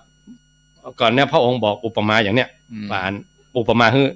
โมอันคณกะโมคคัลลานะคือฟังนะครับคณกะโมคคัลลานะได้ฟังก็เลื่อมใสกันถือเปิ้นบ่ได้บรรลุธรรมแต่ถือกุญแก้ว3ประการเป็นที่เปิ่งที่ระลึกแล้วมีกุญแก้ว3ประการเป็นที่จังที่เปิ่งที่ระลึกองค์อุปมาให้ฟังว่าบางคนก็ไม่มีใจที่เตียวถ้าท่านมีคนบอกทางแล้วนะอยากหังกุญราชคฤห์ก็อย่างกันครับแต่มีแต่คนเล่าว่าถ้าอุปมาเหมือนกันธรรมะของพระองค์บอกหนทางไปนิพพานนะมันจนเปิ้นจวนไปกินไปต้านไหนกันเนี่ยถ้าอู้ตามระดับบ้านเฮานะใจใครไปสักหน่อยก็บ่ไป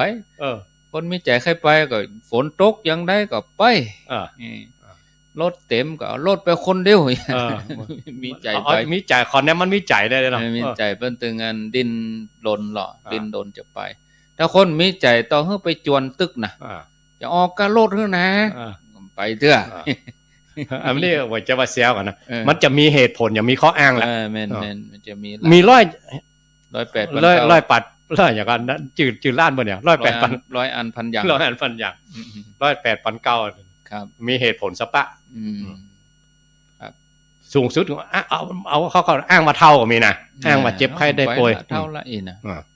โอ้นี่บ่จังว่าแล้วเนี่ยแล้วมาหนุ่มเนาะมาหนุ่มก็เมาโซว่าหากินเมาทำงานโซว่าหากินคนเฮามันก็จะตลอดเลยก็ฮะทั้งชีวิตนี่บ่มีโอกาสที่จะไปเมื่อน้อยก็อ้างเฮียนแหละนะมันจะก็เฮียนหนังสือก่อนกะละอ่อนน่ะหาเวลาที่จะไปทำคุณงามความดีทำบุญทำกุศลเนี่ยพ่องละอ่อนเพื่ออนาคตอนาคตเป็นไผมันเพื่อมันนี่อย่างเพื่ออนาคตหรอก24 ชั่วโมงนี่จะมีเวลาที่จะมาประพฤติปฏิบัติเห็นเลยก็พอเฮียนจบมีการมีงานก็อ้างล่ะครับไปบ่ได้นะปีนึงแรกนึงปีมีโอกาสข่าวที่ดังเหมือนกันนะแม่ตัวเก่าตายก็ที่โรงแรมน่ะเป็นลาพนักงานคัดมันก็จะเป็น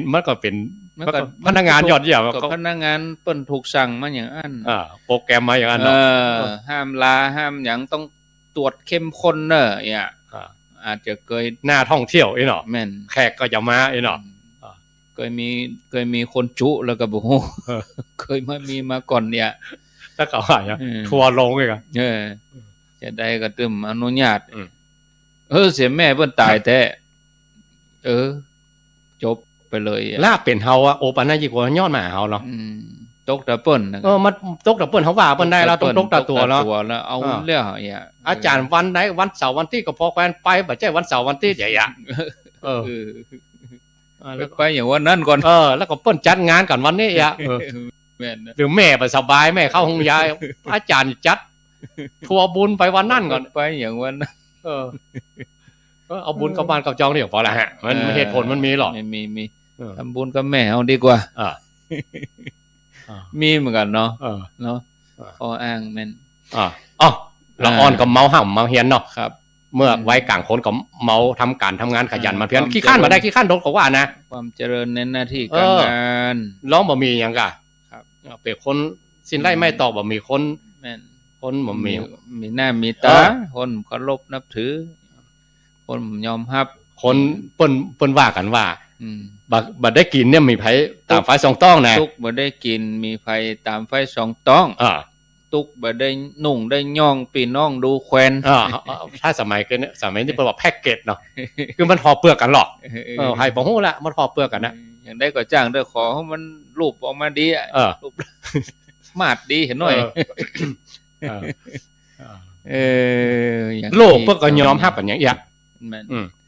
ทั้งโลกยอมรับเพิ่นยอมรับมีหน้ามีตามีเกียรติมียศมีอำนาจมีมันก็มีมันต้องเป็นอย่างเงี้ยเนาะมันฝ่ายอิทธาลมของโลกธรรมหรอกมียศมีความสุขมีสรรเสริญมันก็ต้องมี4อันเนี่ย4อันเนี่ยเป็นหน้าเป็นตาแล้วเฮาลองไปแหวกแนวอ่ะพ่อแม่นี่ว่างแล้วมันกันมันงานเจ้าของบ่ได้เอามันสปะมันมีข้ออ้างนะเท่าแก่มามีอย่างพร้อมหมดละงานการเอาแล้วแข้งขารู้แล้วร่างกายเบื่อเอาละไปมันได้พยายามมานี่มันเก่งนะมันจะมีข้ออ้างทุกวัยทุกรุ่นแล้วอยู่บ้านไปไหนมันได้เจ๊แค่นี้ค่ะก็ไหว้พระก็ได้แล้วอ่านหนังสือมันจ้างอ่ะก็บ่หนุ่มยังบ่ท้องอ่ะก็บ่ก็อันก็เปิดเทปตัวไปตัวเจ้าสวดเมื่อเจ้าเมื่อค่ำอันก็เปิดสวดตัวเจ้ากลัวเปลืองทานแล้วอันที่หายว่ามันนะกินอย่างกินมาเสี่ยงเต้าตายกินแหนงเนาะกินแหนงที่บ่ได้ทำมาตอนหนุ่มๆนั่นกะกินก็ตอนที่เฮาหนุ่มๆเฮายังบ่ทำเฮาไปอยู่ไหนเนาะเฮายังมีใจที่จะทำอ่ะนั่นบ่ได้กึดถึงหรอกแล้วตอนเท่ามาโดนไม่แซ่เคียนนี่กะเนี่ยเจ็บนะเจ็บนะมันหนุ่มมันได้กึดถึงตัวนี้มันมีใจอ่ะอยู่เมื่อเท่ามาแล้วกึดหาน่ะร่างกายก็ลุโรคภัยไข้เจ็บก็เบียดเบียนแล้วจะเอายังมาเป็นตียึดเหนี่ยวจิตใจว่าไงสุดๆเนาะญาติพี่น้องปู่ป้าน้าอาเนี่ยเขาก็ทยอยกันไปนะทยอยกันไปก็เสี่ยงไปกับคนไม่เคยไปอยู่ตัวเหรอที่อยู่ด้วยกันรุ่มๆเลยนะลูกเต็มบ้านมันลูกเต็มบ้านต่างเลยนะอันนี้รุ่นหลังเนาะรุ่นแรกๆที่เขาอยู่ด้วยเปิ้ลน่ะหายไปอุ้ยมอนเขาอยู่ด้วยอุ้ยมอนเนาะพวกอุ้ยไม่อุ้ยอ่ะเสี่ยงไปจูบว่าไงด้านไหนที่สุดเขาอย่าห้องเขาว่าคุณย่าเขาต้องขึ้นไปแตนเขาอ่ะเขาขึ้นไปแตนรุ่นนั่นแล้วหรอตำแหน่งนั่นเลยวันเวลามันไหลก้นหรอโยนไปตีอันหมดอ่ะนะแต่ถ้าเขามีตียึดเหนี่ยวจิตใจนี่มันอุ่นใจอุ่นใจจะเท่าจะแก้ไปก็อุ่นใจเพราะมันมีที่เปิงหรอกตุ่นไว้ท่านน้อยแล้วหรอมีทุนนั่นแล้วหรอเหลียวไปทางหลังนี่เนาะอันนั่นก็ได้แปลงนั่นก็ได้สร้างนั่นก็ทำมาหมดแล้วอย่าซ้ำมีเรื่องราวได้เล่าให้ลูกหลานเนี่ยอันนี้อุ้ยก็ได้เกิดใหญ่เนี่ยวันก่อนนั่นคนเท่าลูกแม่คือมานะใจใหญ่ตกใจเหมือนกันเด้ออุ้ยลูกไหนแม่คือว่านามสกุลอย่างใช่เลิศอายุเท่าใด100ว่าปะโถเอาก็ว่าถ้าเป็นพ่อใจเขาอย่ากำมือซะกำไม่เนาะใหญ่ๆนั่นถ่ายทอดอายุใช่เฮาก็ไม่นะทำบุญไป9 วัดว่าโอ้คนเท่านี้เจนน้อยๆนะบอกตัวเลขกันเนาะถ้ามาครูก็ได้อ่ะ9 วัดเสี่ยวแม่ผมอย่าโอ้ตึงลูกตึงหลานมามันลูกมาหมดเอาว่าอันเนี้ยเนี่ยอุ้ยอันเนี้ยมันคือความสุขของอุ้ยนะที่สุดบั้นปลายชีวิตคือตัวเนี้ยบุญกินบุญทานได้อยู่กับลูกกับหลานเนี่ยไปไหนลูกหลานโดยลุ่มม่วนนี่นะเนี่ยคือสูงสุดของอันอุ้ยแล้วได้กินได้ทานได้ทำบุญเนี่ยนะได้ทำมาหมดแม่อุ้ยสมใจของเพิ่นเนาะแล้วหมู่เฮาก็เหมือนกันเฮาใจโอกาสในพรรษานี้ใจโอกาสในพรรษานี่บำเพ็ญเพียรอย่างท่านพระครูว่านั่นนะอันที่มันเคยให้บางคนนี่ได้ผลนะบางคนได้ผลอธิษฐานไว้ในพรรษาจะบ่แตะต้องเลย สุรายาเมาเนี่ยได้ผลแต่เนอะสุขภาพก็ดีนะโรคภัยไข้เจ็บก็ดีอันยังก็มันบ่มีอันใดบ่ดีมันบ่ได้เกิดขึ้นกับตัวเองเลยมีโยมคนหนึ่งเป็นว่าแต่ก่อนเป็นอดข้าวแรงนี่มาได้นะพอมาอธิษฐานศีลไปมันอิ่มคนเดียวอันน่ะมันที่พอบาอธิษฐานมีใจแค่กินมันมีใจแค่อยากแล้วเกิดย้อนไว้ซ้ำสบายอ่ะโอยก็บ่ได้ล้างแก๊สก็บ่เปลืองโอ้บ่ได้เกิดเมนูอะไร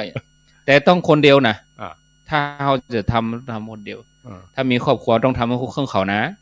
ถ้าอยู่ในครอบครัวจะวันนี้ข้าจะถือศีลถูกเขาบัตรกินอย่างนั้นยุ่งเลยครับอันนั้นครอบครัวยุ่งแล้วเนอะขวางโลกเขาก็ทำเองไงของกินอย่างอื่นก็มีสามีมีภรรยามีลูกมีเต้าเขาก็ย่างให้เขากินเหี้ยเขาก็ปฏิบัติเองได้ยัง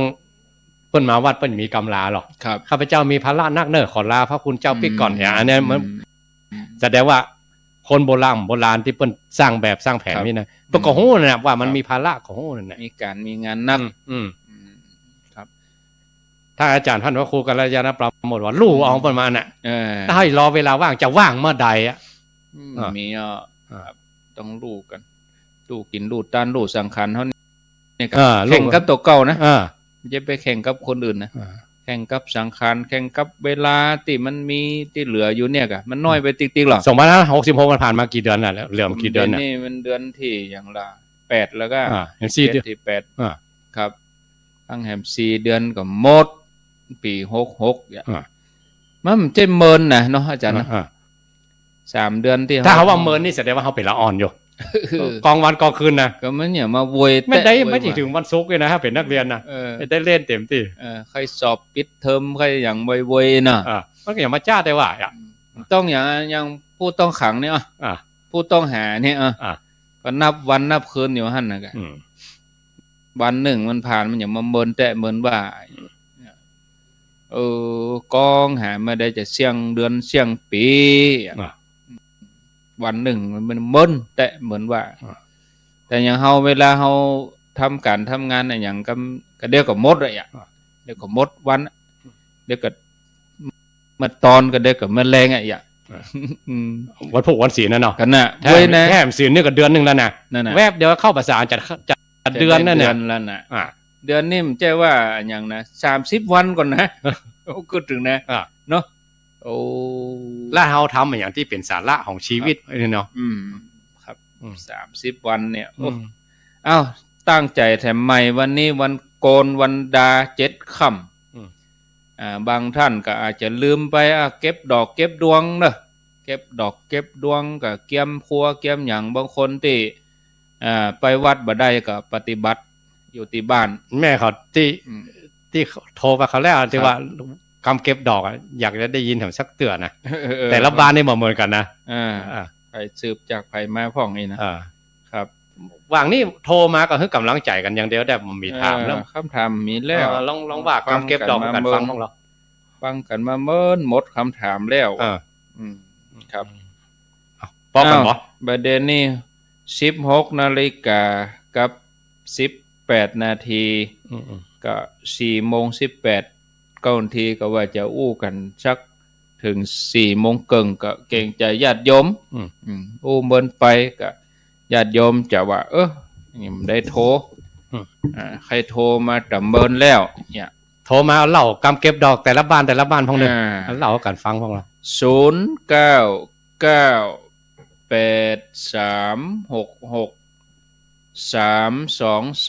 อ้าวโทรเข้ามา3 ศีลที่ผ่านมานี่ญาติโยมไปประพฤติปฏิบัติหรือว่าทำวัดสวดมนต์หรือมีกฎเกณฑ์อะไรอย่างที่ทำให้ตัวเองได้บำเพ็ญเพียรพ่องสำหรับคนที่ทำอยู่แล้วก็อนุโมทนาด้วยเนาะทำอยู่แล้วก็ทำต่อไปสม่ำเสมอ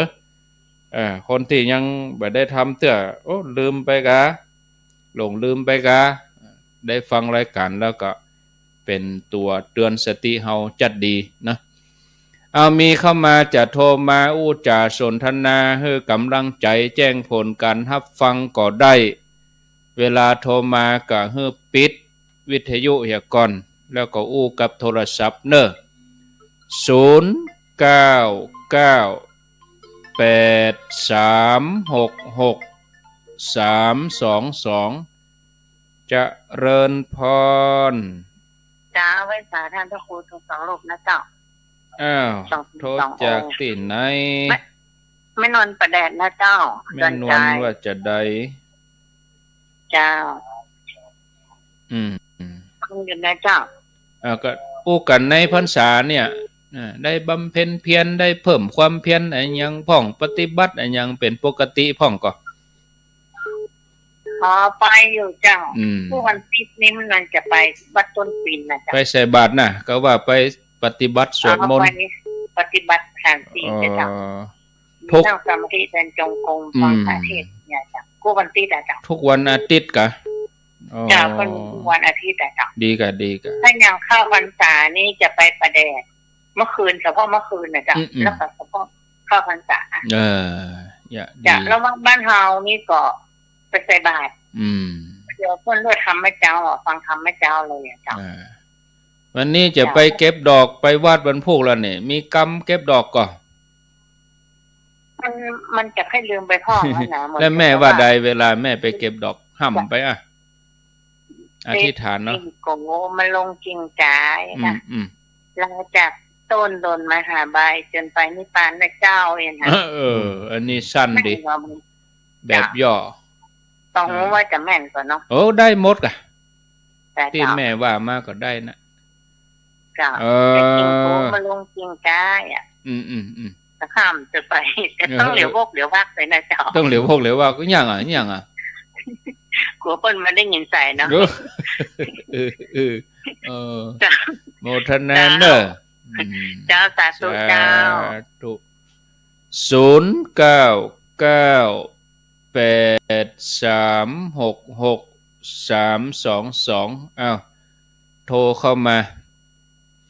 อาตมาก็บะล่ำได้เปิดฉายม้นแล้วเนาะรายการมาเจ้าก็ระยะหลังนี่ก็บะล่ำได้เปิดสายละเตี่ยก็อู้ไปบรรยายไปครั้งเวลาแถม10 นาทีสุดท้ายก็ลารายการเหี้ยบะล่ำได้เปิดเพราะว่าคือเข้าใจว่าญาติโยมก็มีคำถามอย่างแล้วอยากจะฟังธรรมะนักๆเจริญพรกราบนมัสการเจ้าโทษจากไหนอุ้ยแม่บัวไข่บ้านลูกหัวจ้างตำบลพระบาทให้นะเจ้า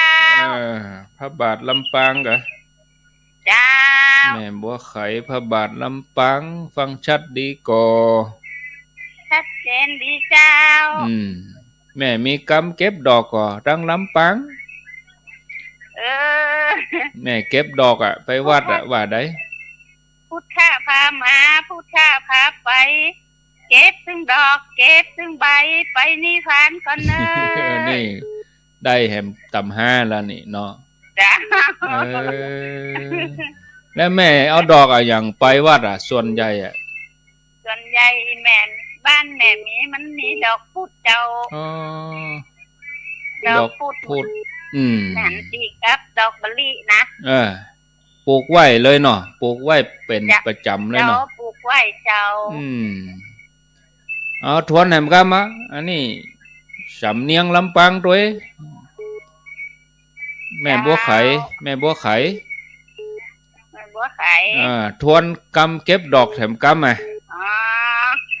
พุทธะพามาพุทธะพาไปเก็บซึ่งดอกเก็บซึ่งใบไปนิพพานกันเด้อนั่นนิพพาน2 ตำราแล้วก็ทุกลำปางก็เปิ้นก็ทุกแต่กี้เป็นเชียงใหม่ก็ทุกนะโมทนาอ้าวมีกี่ลายมีกี่ท่านมีกี่คนก็ลองโทรมาพอเนาะ0998366322แม่บัวไข่ตำบลพระบาทอำเภอเมืองลำปางนี่คงจะฟังคลื่น 106.5 เนาะวิทยาลัยสงฆ์นครลำปางก่อนหน้าแต่กี้กับแม่นวลตอนใจประแดดนี่ฟังคลื่น 104 วัดฝ่ายหิน จะเริญพรมาสการเจ้าอาจารย์โทษจากจังใดแม่สีวันบ้านของโต้งลำตางเจ้าสีวันบ้านอย่างก็แม่บ้านกลางโต้งบ้านกลางโต้งบ้านกลางโต้งแล้วก็อยู่กลางโต้งแต่นะก็เป็นหมู่บ้านเจ้าแต่ก่อนได้เป็นกลางโต้งเนาะบ้านเกิดเมื่อลุ้นเป็นอำเภออย่างอำเภอเมืองกันแม่อำเภอเมืองนี่แหละเจ้าอำเภอเมืองไก่วัดบุญยวาดก่อบ่ไก่เจ้ามันพุกจะไปวัดก่อนนี่ขี่รถไปก็คำเดียวก็ถึงเจ้ารถเนี่ยรถเครื่องก็รถยนต์เอารถเครื่องนี่ไปรถเครื่องคำเดียวแล้วเจ้าคำเดียวมันพุกจะไปวัดก่อพุกนี่เจ้าไปอยู่เนาะแล้วแม่โทรมาครั้งแรกเลยกะฟังแต่มันไม่โทรเจ้าแล้วจะไปวัดก่อวันศีลวันพุกไปวัดก่อแม่บ่ค่อยสบายเจ้าแม่ไม่ได้ไปเป็นยังแม่เป็นมะเร็งเจ้าบ่ค่อยสบายเนาะสะดวกบ่สะดวกเนาะแล้วตะกอนเนาะตะกอนเมื่อสบายนี่ไปก่อไปเจ้าแม่อายุเท่าใดแม่สีวันเจ้าแม่สีวันอายุเท่าใดอายุ61อยู่เจ้า61อยู่เหรอแล้วตะกอนอุ้ยมอนก็แม่ก็ได้บอกได้ได้สอนกำเก็บดอกมีวะมีไว้พ่องวะผมเป็นได้บอกอ่านเป็นเลยเจ้าแม่ไม่ได้สอนนั่นโอ้ได้แม่จำไว้เด้อเอาไว้บอกให้ลูกให้หลานนะเจ้านี่ขาดช่วงไปเลยโมทนาบางทีพ่อแม่นี่สำคัญเหมือนกันนะเนาะละอ่อนดีเปื่ออย่างก็คนเฒ่าลูกเต้าดีเปื่อพ่อแม่คนเฒ่าแก่ดีเปื่อฟังธรรมเนี่ยเจริญพรกราบไหว้สาพระอาจารย์จากที่ไหนจากลำปางบ้านตาโถกเจ้าตาโถกลำปางบ้านตาโถกตำบลตรงพายอุ้ยชื่อหยังแม่ว่าอย่างก็เก็บดอกพระอาจารย์เพิ่นบอกว่ากันจ้าพวงมาลากราบ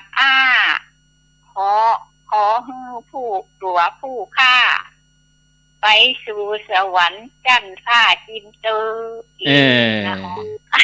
อันนี้ไปเก็บดอกไปวัดนะเจ้าแม่อยู่ใกล้วัดศรีภูมิมาก็ตำบลเดียวกันนี่ตำบลบ้านวัดตะโถกแม่หมายถึงว่าอยู่ใกล้อันจ่าส้มปล่อยก็ไกลอยู่เจ้าอันนี้บ้านตะโถกแล้วก็ข้ามไปบ้านตรงผายบ้านเป็นตาส้มปล่อยเจ้าจ่าส้มปล่อยกันน่ะกะ 2-3 บ้านหนูผ่านไปแห่ง2บ้านอายุเท่าใดอุ้ย78แล้วเจ้าจำได้อยู่แต่การเก็บดอกนี่ตาโถกลำปางแม่ก็ฟังอยู่เด้อกูคำกูเจ้าว่าอาจารย์เป็นเจ้าก็ออกไปเนาะดีกะโมทนาบุญเด้อเจ้าไปบ้านตาโถกลำปางแต่กี้ว่าพิษไปแต่กี้ว่าเพิ่นว่าขยมดีเปื่อตุเจ้าคนลูกเต้าดีเปื่อพ่อแม่คนเฒ่าแก่ดีเปื่ออาบน้ำฟังธรรมนี่เนาะเจริญพรเจ้ากราบไหว้เจ้าท่านพระครูสองลูกสองโจรเจ้านี่โทษจากที่ไหนมาจากบ้านเหล่าแมวนะเจ้าโยมเจ้าพิธรสามีเจ้าเราแมวเวียงหนองล่องเนาะยมสาสิธรป่ามียมสาสิธรป่ามีไงเจ้าไปฟังชัดดีเนาะเจ้าก็เป็นดีเจ้ามีเหรอทุกรายการเลยเจ้าเวียงหนองล่องนี่กำเก็บดอกมีก่อเวียงหนองล่องนี่มีเจ้าลองเสนอมากะมั้งนำเสนอกำ ดอกเอ๋ยดอกน้อยดอกสร้อยเจษาข้าน้อยขอเคสไปกูจาพระพุทธเจ้าสู่นิพพานแล้วเจ้าอ๋ออันนี้ก็แฮมตำราหนึ่งเนาะอันนี้สืบจากไหนมาสืบจากไหนมาฮะสืบจากท่านพระครูเก่าสามเณรรักตนเดียวนั้นใจสอนไว้เจ้าบอกคือไว้ดีกะเจ้าเวลาเพิ่นบอกก็ยังเขียนจดไว้บันทึกไว้เนอะเจ้าโมทนาสายต่อไป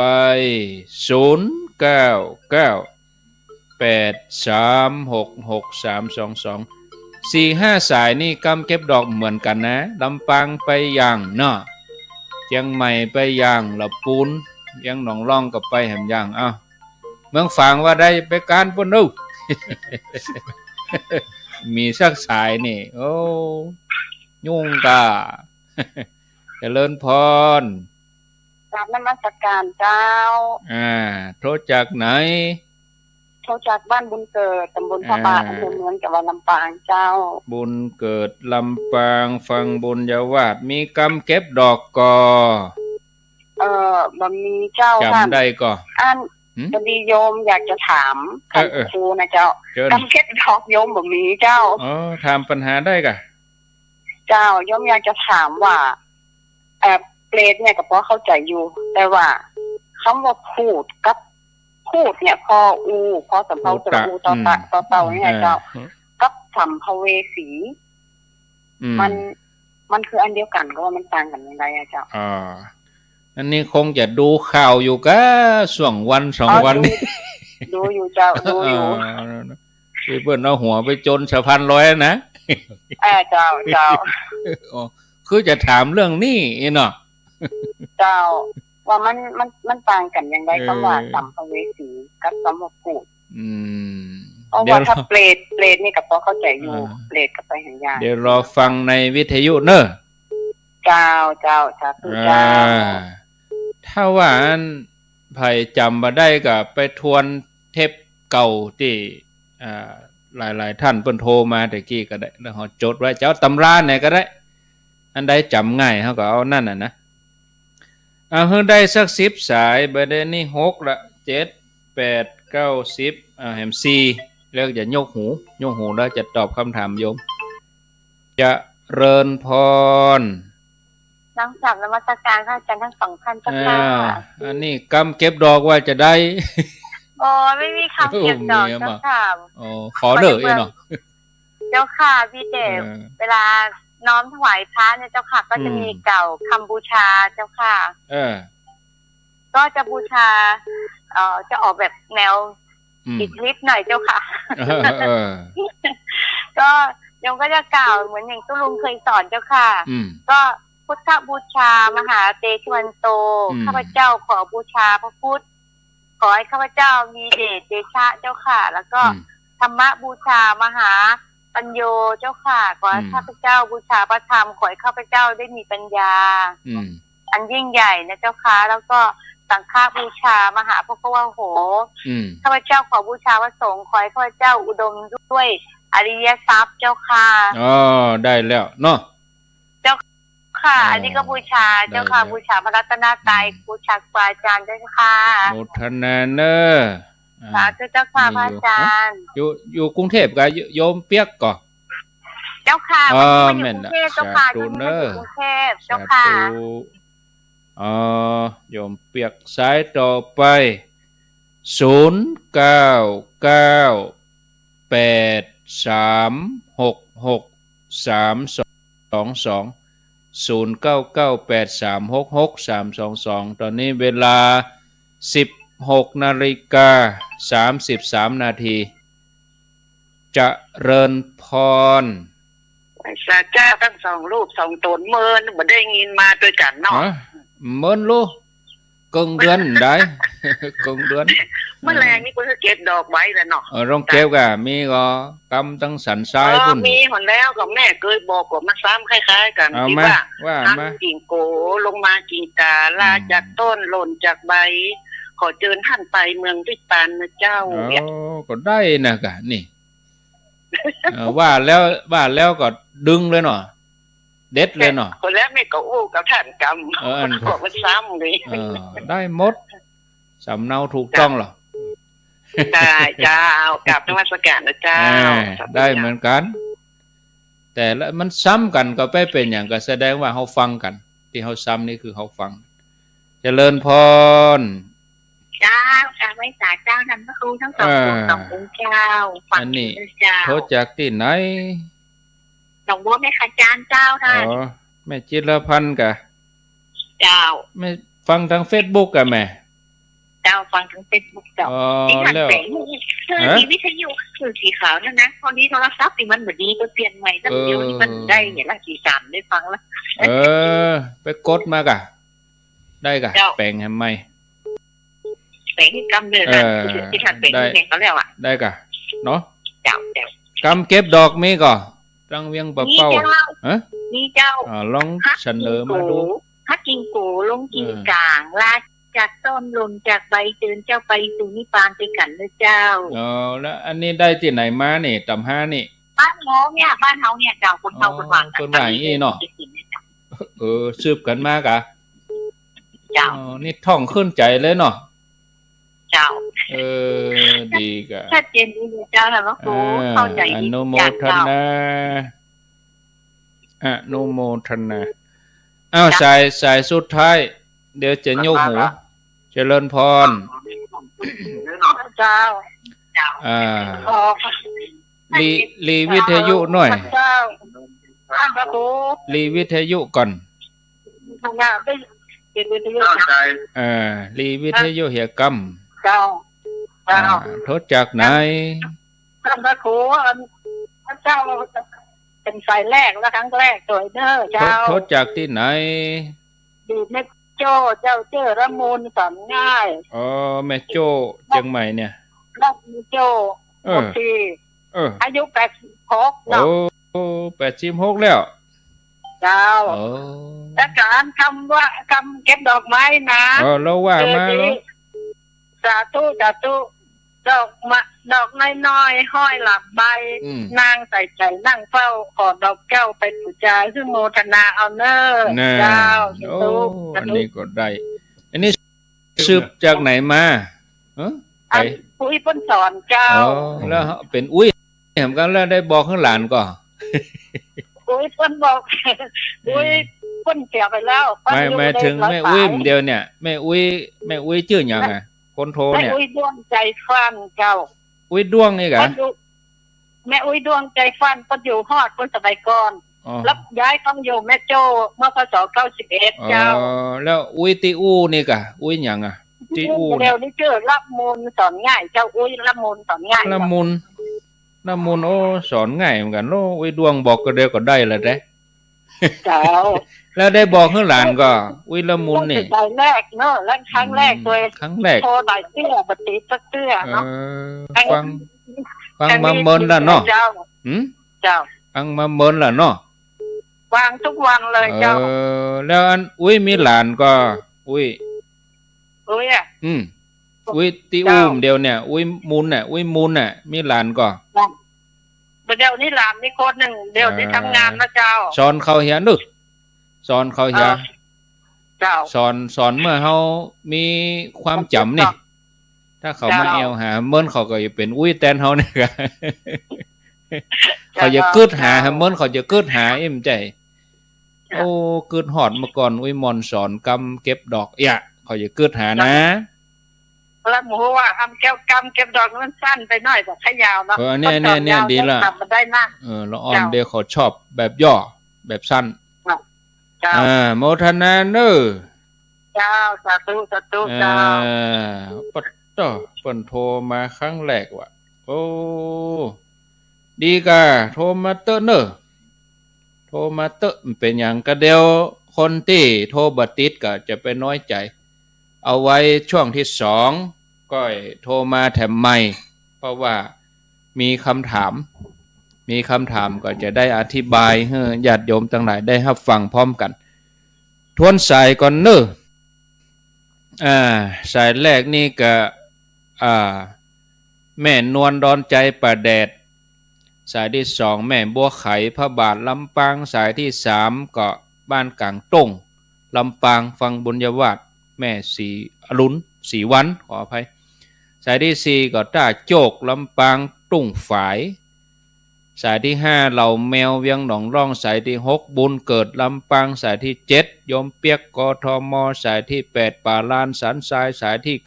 9หนองบัวเวียงป่าเป้าแม่จิรพันธ์สายที่10ก็แม่โจ้สันทรายเดิมก็เป็นคนตังฮอดเห็นนะก็อนุโมทนาที่โทรมาตักมาอู้แจ้งผลกันรับฟังสนทนาก็บรรยากาศเนี่ยยะดีญาติโยมได้โทรมาอู้จากันมีคำถามโยมที่อยู่บุญเกิดลำปางถามว่า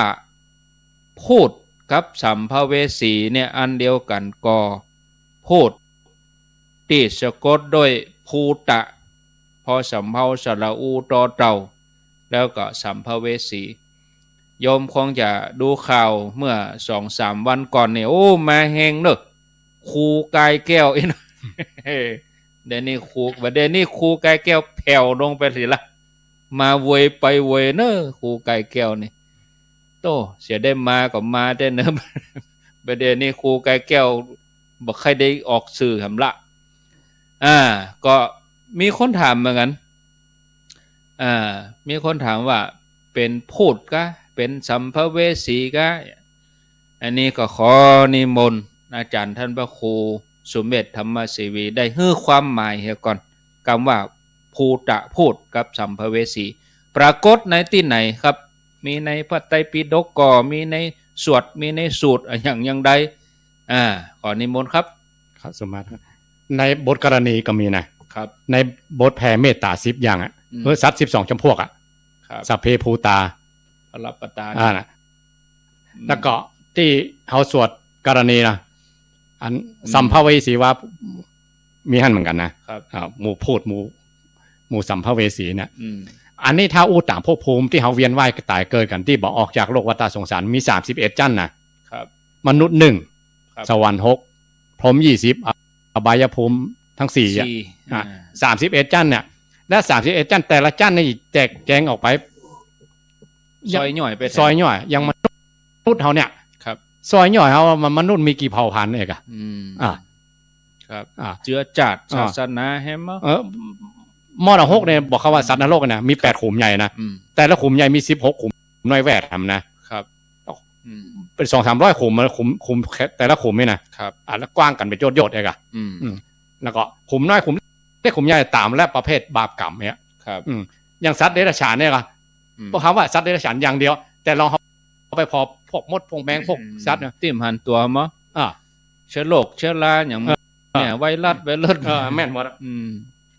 อันนี้สัตว์ที่อยู่ในภพภูมิเหมือนกันครับหลังจากละโลกนี้ไปแล้วจะไปอยู่ในภพภูมิต่างๆจะพัมบาปกรรมนักลำไปลงมาหกก็ไปบ่ถึงจะขึ้นสวรรค์ก็ไปบ่ถึงเนี่ยบุญก็บ่ถึงไปเนาะยังก็บ่ได้ไปเด้อเจ้ากรรมนักแต่ก็บ่ถึงเนี่ยครับมันก็เลยเป็นประเภทหนึ่งเองนะสัตว์ภพภูมิขังกายละเอียดเนี่ยหลังจากละโลกนี้ไปแล้วจะไปสัตว์ในเดรัจฉานหรือในอบายภูมิ4ก็ไปบ่ถึงเพราะบาปกรรมก็บ่ถึงขนาดนั้นเองจะบุญมาปิกมาเกิดมนุษย์ก็อายุขัยของพวกที่มันละโลกไปนี่ก็ยังเสี่ยงได้มันตกอยู่ในภพภูมินั่นขึ้นสวรรค์ก็ขึ้นบ่ถึงเนี่ยเพราะนั้นมูนี่ก็อยู่ในภพภูมิหนึ่งของเขาครับเพราะนั้นเวลาอย่างเขาสวดมนต์ธรรมจักรเนาะเขาว่าภูมิมานังคำว่าภูมิมานังสวรรค์จัน6จั่นก็ยังบ่ถึงเนี่ยนะอยู่ในจั่นภูมิอยู่หรือครูบาอาจารย์เปิ้นปั้นหน้ากับปั้นยักษ์ปั้นเย็นปั้นสัตว์หิมพานต์อยู่ตามแวดวิหารแวดโบนั่นนะครับอันนั้นอย่าไปภพภูมิจริงๆก็ไปบ่ถึงนี่ก็อยู่ในจั่นภูมิอยู่อันนี้เหมือนกันพวกสัมภเวสีพวกพูดก็เป็นเหมือนครับจะไปถึงภพภูมิจั่นใหญ่จริงๆก็ยังไปบ่ถึงเนี่ยละโลกนี้ไปก็ไปอยู่จั่น1ครับถ้าเป็นว่าระดับของจิตก็อยู่ในจั่น1ที่ยังมาถึงภพภูมิใหญ่เลยครับคำว่าพูดนี่คือกับตัวที่จังอู้ต่อกันนะพูดผีปีศาจบ้านเขาก็ว่าผีนะกะอันเดียวกันนะครับ พูดก็คือผีนะพูดผีปีศาจอันเดียวกันนะครับอยู่ในภพแล้วพวกนี้ถ้าเขาบ่มีหูทิพตาทิพหรือเขาบ่มีสมาธิเนี่ยพระองค์บ่คือวิจารณ์นะบ่คือสงสัยเพราะว่าคนไหนสงสัยพวกนี้มีส่วนเป็นบ้าได้เกินมิติมันเกินมิติเขาอะอย่างพวกเขาว่า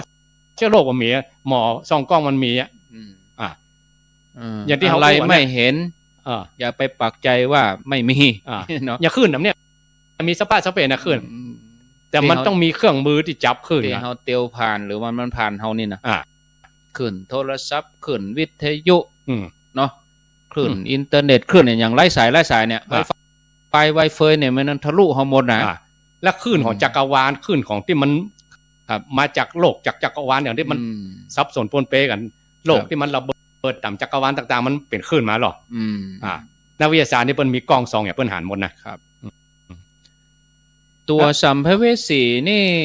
โยมก็อย่าเข้าใจว่าเวลาเขาอู้กันน่ะสัมภเวสีก็คือว่าบ่ไปตามภพภูมิตามกรรมตามเวรได้กะบางทีก็ว่าเจ้ามีสารเป็นสัมภเวสีมีที่อยู่เพิ่นจะไปอู้ฮู้กันหรอ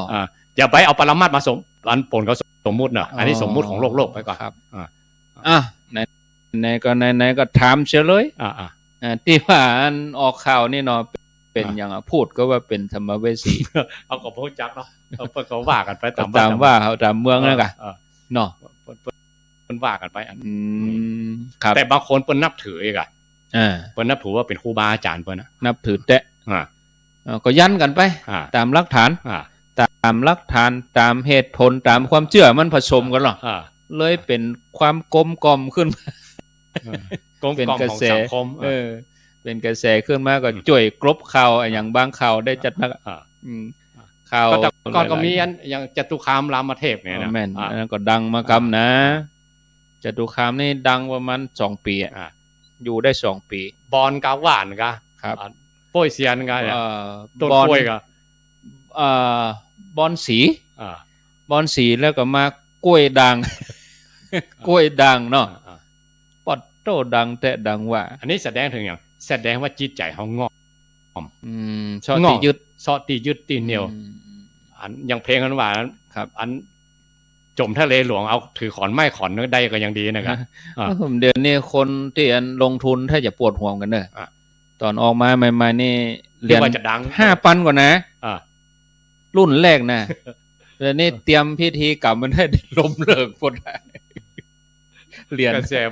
สมันบัดได้มันจุดบัดตีนก็มีปีกเต้ๆยังแบบบินเอาหัวไปจนสะพานลอย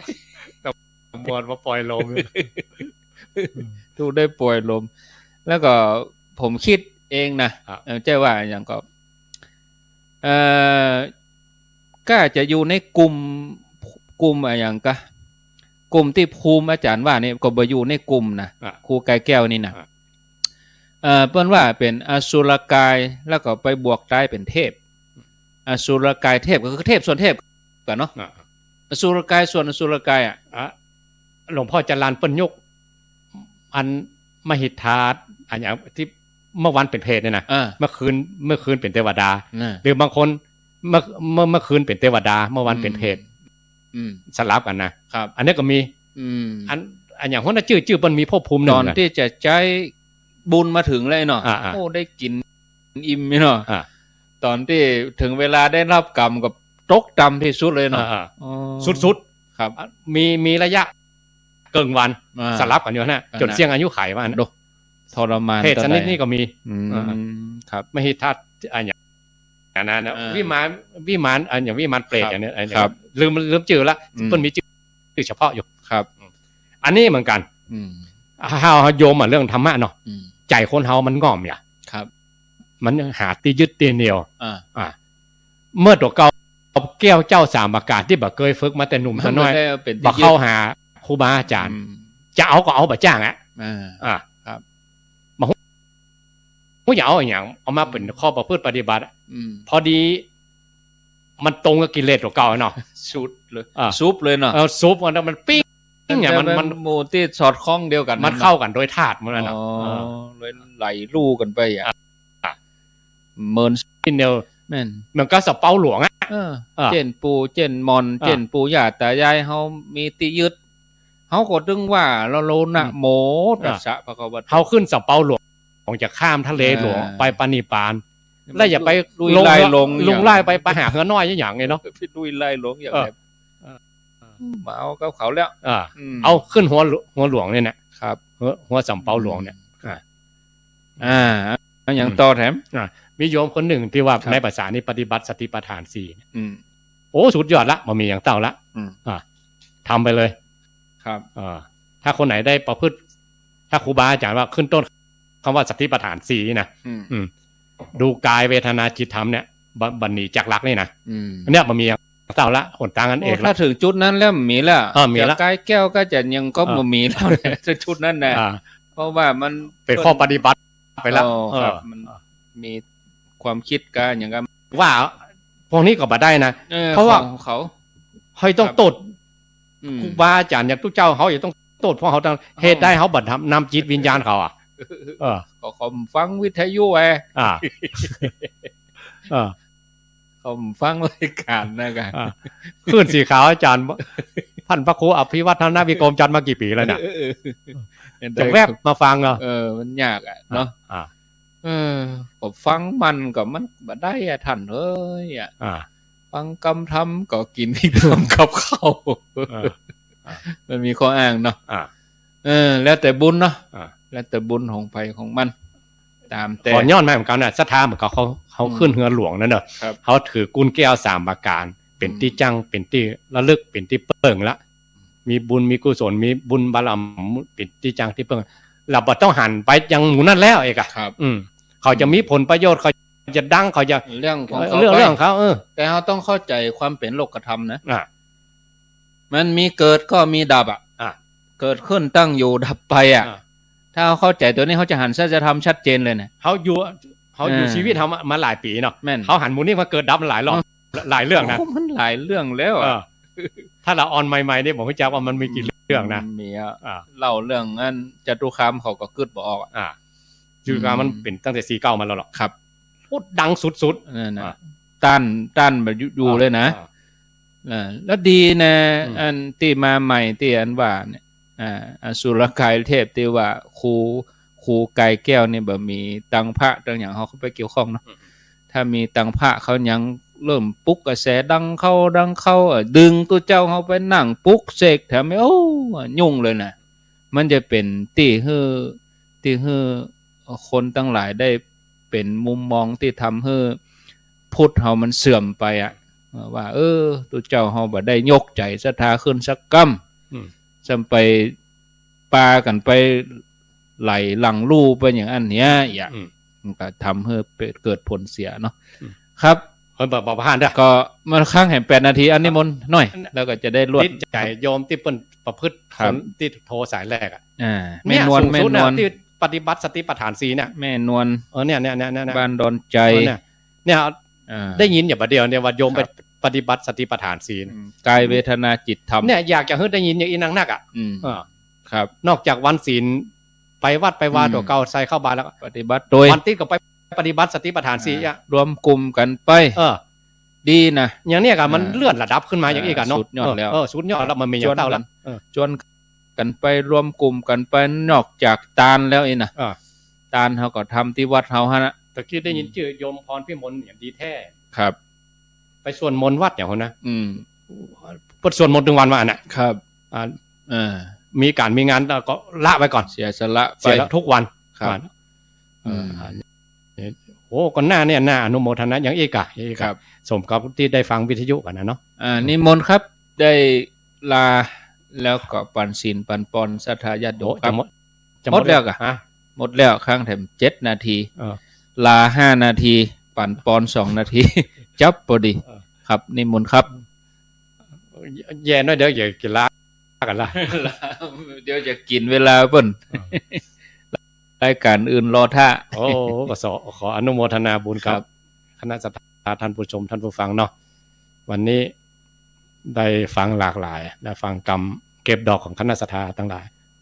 อันนั้นโยมส่วนมากโยมต่างๆนี่ทางภาคกลางถ้าเอาเนี่ยว่าถ้าคนในเมืองเนาะ ไปซื้อดอกมาแล้วก็บ่มีกำเก็บอันนั้นส่วนมากดอกเป็นจำหม่าแล้วก็ดอกกุหลาบใส่แบบใส่แจกันใส่อย่างบูชาแต่ถ้าอู้ถึงความหลากหลายของคนถิ่นท้องถิ่นเนี่ยเขาปลูกเองหรอปลูกเองตามท้องถิ่นตามบ้านตามจ้อง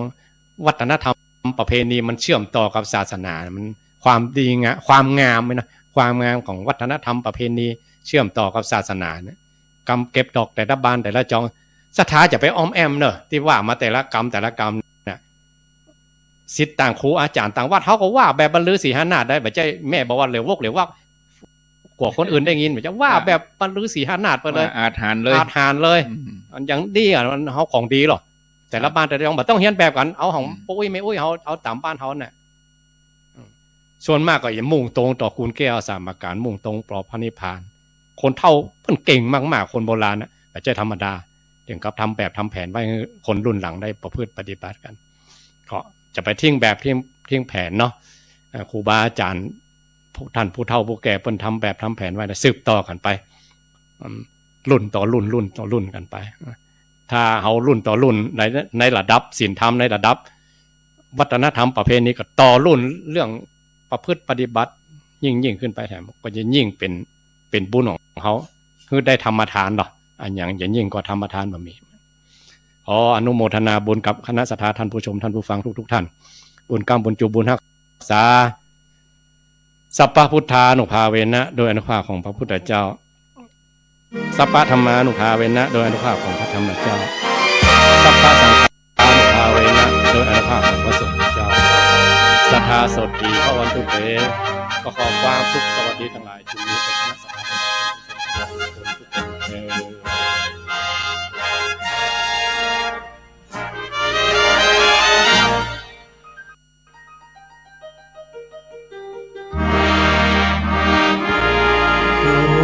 มีศาสดาตถาคตอยู่ผู้ตรัสรู้อริยสัจเป็นอรหันต์ข้ามวัฏฏะสงสารโดยมีวันปฐมกาลแห่งพระพุทธองค์สิ่งใดเล่าคว้าไว้ได้ในพระหัตถ์ข้ามลมพัดข้ามน้ำไหลข้ามใจลุ่มหลงเลือกเป็นจักรพรรดิหันโคระนงก้าวสู่แปดวงโลกกองกำหมุนตามรอยไปเราศพของผู้เสียสละพร้อมที่จะมอบให้สูญให้รำแดดลมทนหนาวไปเมื่ออาทิตย์จวนปลายแสงใกล้สิ้นที่วา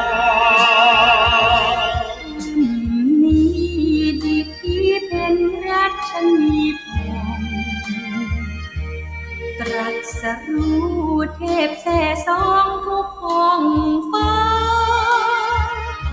สงบเย็นศีลสมาธิ